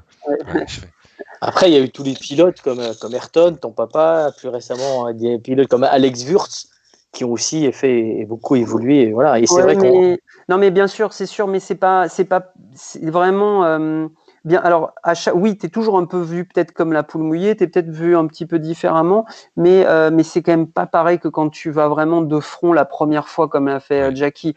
Parce que c'était, quand on voit les images des circuits, il y avait des ravins, des barrières, il y avait même pas d'ambulance. Enfin, c'était quand même. Non, mais il a vraiment été, quelqu'un qui a marqué. Après, bon, il y a eu Niki Lauda quand même qui a aussi. Mais à chaque fois, bon, après, je pense que mon père, que Ayrton, que Alex, il y a eu beaucoup de gens qui ont marqué, mais celui qui a quand même lancé le truc, c'est quand même Jackie. Ouais. C'est Jackie. Ouais. Tout à fait. Et question personnelle pour toi, Nicolas, quelle est pour toi la meilleure course que tu aies fait jusqu'à l'heure actuelle? Que tu dis, je suis fier de ce résultat. Je pense que c'est très rigolo parce que, bon, bien sûr, Miami en Formule E, quand même vraiment une super course. Après, en Pro Bahreïn en 2017 en LMP2, honnêtement, la super course qui. Et après, tu as des courses qui peut-être sont passées complètement inaperçues où tu as fait une performance incroyable. En proto, ça arrive. Hein. Moi, je me souviens je sais pas, de Zouaï en 2011 ou une course sous la pluie à Shanghai où on a gagné, mais ça passe des fois plus inaperçu. Mais bon, je pense que le top du top, ça reste quand même Miami en Formule E. Ouais. Première. Parce qu'à l'époque, on avait tous la même voiture, hein, il n'y avait pas de discussion. Et ton plus mauvais souvenir, parce qu'on a fait ton meilleur, ton plus mauvais souvenir? Plus mauvais souvenir, c'est obligatoirement, parce que bon, j'aime pas trop parler, mais c'est obligatoirement Pékin en Formule E. Et puis après, dans les frustrations, j'ai quand même perdu un titre de F3 sous safety car, parce que j'étais en 2016, je suis 2e ou 3e à Jarama, et je me fais percuter par un mec qui est 14e, voit pas le panneau safety car, tape, arrive de 14e, vient me pulvériser en deux. Et comme il y avait les grilles inversées, le lendemain, je repars 38e. Je crois que je marque pas un point du week-end et je perds le type pour 10 points. Donc ça, c'est un mauvais souvenir aussi. Mais bon, il faut pas trop regarder les mauvais souvenirs. Non, on garde le meilleur souvent. Hein. C'est humain normalement. Voilà, une dernière question, deux. J'en ai une spécialement pour toi. J'ai lu pas mal d'interviews que tu avais données ou des petites choses comme ça. Il y a quelque chose qui m'a touché, donc je vais t'en parler juste après. Mais Pascal Maradi, qui était là hier avec moi pour interviewer Stéphane Clerc, te pose cette question suivante. Considères-tu a posteriori avoir une approche et une pratique de la compétition identique à papa? Sinon, quelles sont les principales différences? Parce qu'à t'écouter parler, on lit des choses sur toi, on a vu des vidéos, on a vu plein de choses, mais la façon dont tu en parles, parce que la façon dont tu parles, voilà, mais la façon dont tu en parles, est-ce qu'il y a beaucoup de points communs ou il y a des différences aussi énormes? En pilotage, hein, il parle, hein, pilotage. Question. Ou même approche de la alors, course. il y a quand L'approche, même c'est un général, côté déjà Nicolas, de manière non, générale. Hein. non, mais oui, il y a des similarités tout simplement parce que c'est mon père qui m'a élevé comme un père Bien élève sûr. son fils et il m'a toujours appris à essayer de travailler plus dur que les autres, à aller gratter dans tous les coins possibles et inimaginables. Après, moi, oui, il y a des similarités, le côté pilotage Voilà. coulé, il y a plein de choses très similaires. Après, je suis très honnête et je suis très objectif. Genre, j'ai fait une très belle carrière Bien en sûr. sport auto. Mon père est sans être mon père, c'est quelqu'un d'absolument exceptionnel. J'ai roulé avec lui en équipier. Il fait des choses qu'il a un talent absolument sorti du commun. J'ai eu beaucoup d'équipiers très très bons. J'ai quand même roulé dans les mêmes voitures que d'autres très très bons pilotes. Mais mon père, en plus il m'a apporté l'approche, la réflexion. J'aurais tout pu faire comme lui. Après, en pilotage, il a sûrement une petite chose en plus que pratiquement tout le monde, parce que je pense qu'il y a que 4-5 mecs dans l'histoire qui ont eu son talent. Et moi, je l'ai vu en roulant avec lui. Il fait des choses absolument incroyables. Et il a un instinct supérieur à n'importe quel autre pilote que j'ai pu voir à mes côtés, et j'en ai eu des très très bons. Alors, Normal, ouais, tout à Hilario, fait. merci beaucoup pour ce partage, c'est pas toujours facile. Hilario dit, vous mesurez toujours au millimètre vos selles de vélo avec papa? Et ça, c'est un truc qu'il a dû voir Ouais. quelque part, Hilario. Ouais. Lui, il est complètement. Non, mais il sort la machine là, pour peser la farine et il pèse les pièces pour voir s'il n'y a pas de dispersion dans la production. Donc, non, il est. Ouais. Oui, non, mais ouais, non, mais c'est le côté qui m'a appris. Mais pour avoir. Moi, il y a j'ai un équipier qui m'a marqué dans ma carrière, c'est Seb Buemi, parce que je pense c'est un pilote assez exceptionnel également. Il a un peu le même, peut-être d'une façon différente, mais c'est la manière aussi d'aller gratter sur tout. Et moi, je pense que en sport, il faut aller pousser les limites tout le temps, de tout gratter pour se donner un avantage. Et ça, c'est ce que mon père il m'a appris. C'est que finalement, tout ce que tu peux mettre de ton côté pour t'aider, c'est important. Ne rien laisser au hasard. Et Nicolas, j'ai une dernière question pour la relation père-fils. Tu as roulé avec ton papa en GT4. Tu as côtoyé ton papa en tant que pilote pour lui chez Dams. quel a été pour toi le plus difficile à être à ses côtés ou être, on va dire, à ses ordres en tant que team manager, que chef d'équipe? J'ai jamais eu, ça a jamais été difficile. Ça a jamais Honnêtement, été difficile. non, ça a jamais été difficile. Ce qui a plus été difficile finalement, si je dois dire, c'est par moment peut-être de pas être reconnu en Formule E parce que je pense que j'ai quand même fait des belles choses, ou pas être reconnu à la valeur parce qu'il était dans le team et que c'était pas facile de rouler dans une équipe pour lui. Mais avec lui, jamais un problème, honnêtement, parce qu'il est assez. Je pense que depuis que je suis petit, il m'a toujours éduqué de manière droite. Donc quand quelque chose allait pas, il me le disait en face, sans être dur. Hein, juste, on a toujours une relation, on arrive à se parler très très bien. Mon père est pratiquement enfin, c'est comme mon meilleur ami. Hein, je veux dire, j'ai une relation très proche avec mon père. Donc j'ai jamais eu. Honnêtement, je dis pas que l'histoire de la Formule E avant, je me disais comment ça va se passer. Puis finalement, c'est passé comme une lettre à la poste et ça se passait vraiment très très bien. Et finalement, quand il n'était pas là, c'était presque déstabilisant, alors qu'il n'avait jamais été là dans pratiquement toute ma carrière, hein, parce que sinon, il avait toujours été assez lointain. Et du coup, non, ça s'est toujours très très bien passé. Et puis en tant qu'équipier, super bien honnêtement. Donc bon, après Andros, ben lui, il était là depuis des années, il en avait gagné 2. Moi, j'arrivais en première année, donc j'avais que à écouter. Et puis j'étais, de toute façon, ça se passait bien. On a toujours des styles de pilotage relativement proches.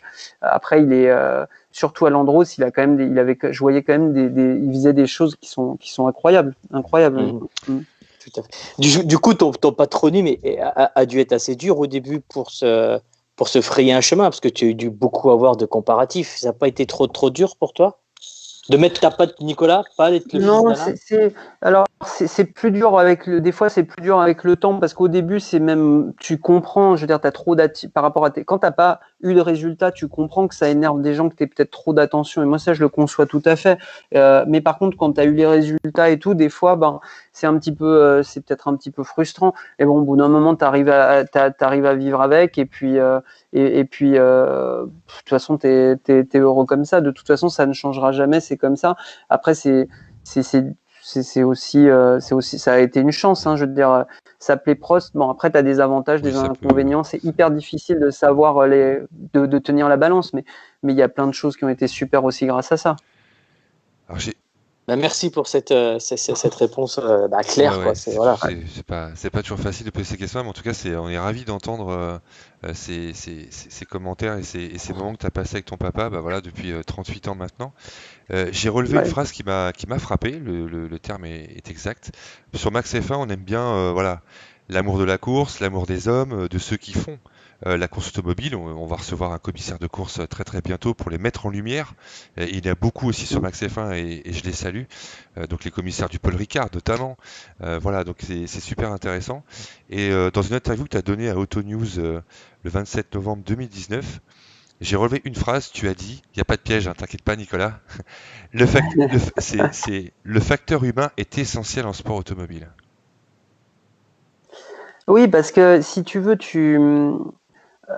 comment dire, tu es là pour vivre des moments. Tu es là quand même pour vivre, pour garder. Enfin, au bout d'un moment, je dis pas que tu te construis des souvenirs, mais presque, si tu veux. Ce qui te restera de ta carrière, c'est tes bons souvenirs. Bon, t'as les trophées, c'est joli, mais quand tu gagnes une course avec des copains, c'est quand même fantastique. Quand tu gagnes un titre en 2017, quand je disais avec des mecs avec lesquels tu t'entends super bien, chez Idams, tu gagnes 3 titres d'affilée avec des ingénieurs, un coéquipier avec lequel tu t'entends super bien, c'est quand même des super souvenirs. C'est quand même plus intéressant de gagner des courses dans une bonne ambiance que de les gagner dans une ambiance de merde.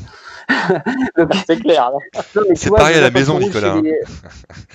Non, mais voilà, mais il y a des gens qui cultivent le fait de vouloir travailler dans une mauvaise ambiance. Ça n'a rien à voir avec être sérieux.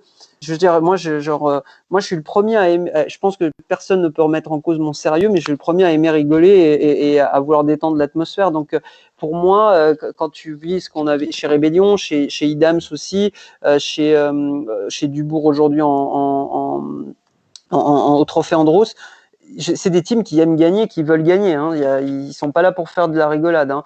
Mais il y a un temps pour tout. Il y a un temps pour être sérieux et il y a un temps pour rigoler. Et le pire, c'est les gens qui sont ni sérieux quand il faut travailler et qui sont pas là pour rigoler. Parce que là, donc c'est ça le problème. Donc voilà, je pense que c'est pour ça que c'est important. Et puis, moi, j'aime bien les teams où il y a tout le monde est logé à la même enseigne. Pour moi, il y a des teams qui couplent les ingénieurs, des mécaniciens, des pilotes. Moi, je trouve que tout le monde au même hôtel, tout le monde ensemble. Je pense que c'est ça qui fait ça reste un sport d'équipe, quoi. Oui, et puis c'est ça n'a pas vraiment. la même saveur. La victoire n'a pas la même saveur. Et ça fait aussi une émulation du team. Oui, parce que si tu veux, quand tu gagnes, que toi tu es sur le podium, tu as envie de voir que les mecs qui sont en bas, qui sont avec toi, qui sont aussi contents que toi et que tu partages le truc avec eux. Tu vois, si tu es tout seul sur le podium, autant rester à faire de l'e-racing, ça. Bon, ça c'est super. Ouais. Est-ce qu'une sortie karting dans les environs te tenterait, Nicolas? Après Avec plaisir. Avec apparemment, plaisir. apparemment Avec grand Alban, plaisir. il a 3 cartes. Donc il y en a un pour toi, un pour lui et un pour moi. Voilà. Merci. Avec plaisir, Merci, quand vous ça voulez. marche. Quand vous Par voulez. contre, il y aura une sortie au mois de juillet qu'on a essayé d'organiser avec des cartes à vitesse. Ça te brancherait sur un circuit auto? Alors, j'aime pas trop le kart à vitesse, mais on peut essayer. Pour moi, c'est pas l'essence du karting. C'est vrai, bonne réponse. Ouais. Je sais pas, moi j'aime bien le karting avec les pneus durs où il faut freiner sur l'angle. C'est ça pour moi le kart, ça doit rester simple. Moi j'adore le kart de loc. Kart de loc avec des copains, c'est ça qui est. Ce qui est rigolo, c'est de faire la course. Oui, c'est ça. C'est ça. Avec la petite bière après pour le débriefing de la course. Ouais, exactement. Merci beaucoup Nicolas. On va Merci à laisser vous. la parole à Alban si vous voulez rajouter quelque chose et puis on te laissera le mot de la fin bien sûr. Alban, je sais pas si t'as fait l'invitation karting, hein, c'est ça que tu voulais. Hein ouais. Moi je voulais remercier Nicolas surtout pour sa disponibilité. Et ben oui, l'invitation est lancée, c'est quand il veut, et même toi aussi quand tu veux. Hein. Donc par contre, on va attendre un petit peu que ça évolue au niveau des circuits, mais je pense qu'après Nico, il aura une activité un peu plus dense. Oui. Donc ce sera à planifier, quoi. Avec grand plaisir, écoutez, quand vous voulez. Et puis c'était un plaisir d'être avec vous tous. Et j'espère que tout le monde a passé un bon moment. Et tu peux revenir quand tu veux, Nicolas, il n'y a aucun problème. Avec plaisir, écoutez, quand vous voulez. Donc oui, ce que je disais, c'est remercier évidemment toi, Nicolas, parce que nous, on est des gens comme tout le monde, hein. On a cette passion depuis très longtemps, depuis tout petit. On n'a pas beaucoup d'écart tous les deux, mais voilà, on suit ça depuis l'âge de 5, 6 ans, 7 ans pour certains, grâce à nos papas, nos mamans, hein, tous ceux qui regardaient ça sur TF1, avec la voix de Pierre Van Vliet ou de Monsieur Moncé, et j'en passe, c'est des meilleurs. Donc voilà, c'est d'excellents souvenirs qui reviennent et puis on continuera de te suivre évidemment en GT4 parce qu'on a un petit protégé aussi qui va courir en GT4 France cette année, c'est Théo Noué à qui on fait coucou, qui va courir chez CD Sport avec une Mercedes. Voilà. Donc vous allez vous bagarrer tous les deux, on ira vous voir sur un circuit cette année, ça c'est sûr. Toi et lui, et on aura toujours un plaisir à te voir en piste. Voilà. Donc merci mille fois infiniment Nicolas. C'est avec un petit peu d'émotion. Et un truc qui est bien, Nico, c'est qu'on t'a découvert hors circuit, et je pense que beaucoup de gens ont apprécié ce côté d'être toi-même, quoi, parce que c'est pas facile de t'aborder sur un circuit. Les interviews sont pipées, tout ça, et là tu nous as offert un moment de ta vie, et c'est très très gentil à toi de nous l'avoir procuré. Je vous en prie. Merci beaucoup. Merci Nicolas. Merci à F1 Actu aussi pour vos partages, à tous les abonnés qui étaient là. Voilà, il n'y a pas de merci qui tombe, mais c'est normal. Donc on est tous très très très ravis de t'avoir eu sur Max F1, Nicolas. Bonne continuation, prends bien soin de ta famille. Et puis à très très vite avec le casque sur la tête, celui que tu as derrière. Et on te souhaite une bonne continuation. Merci à toi. Merci à vous, bonne soirée. Merci beaucoup. Merci Alban. Salut à tous. Merci. Salut les gars. Ciao. Bonne soirée. À demain.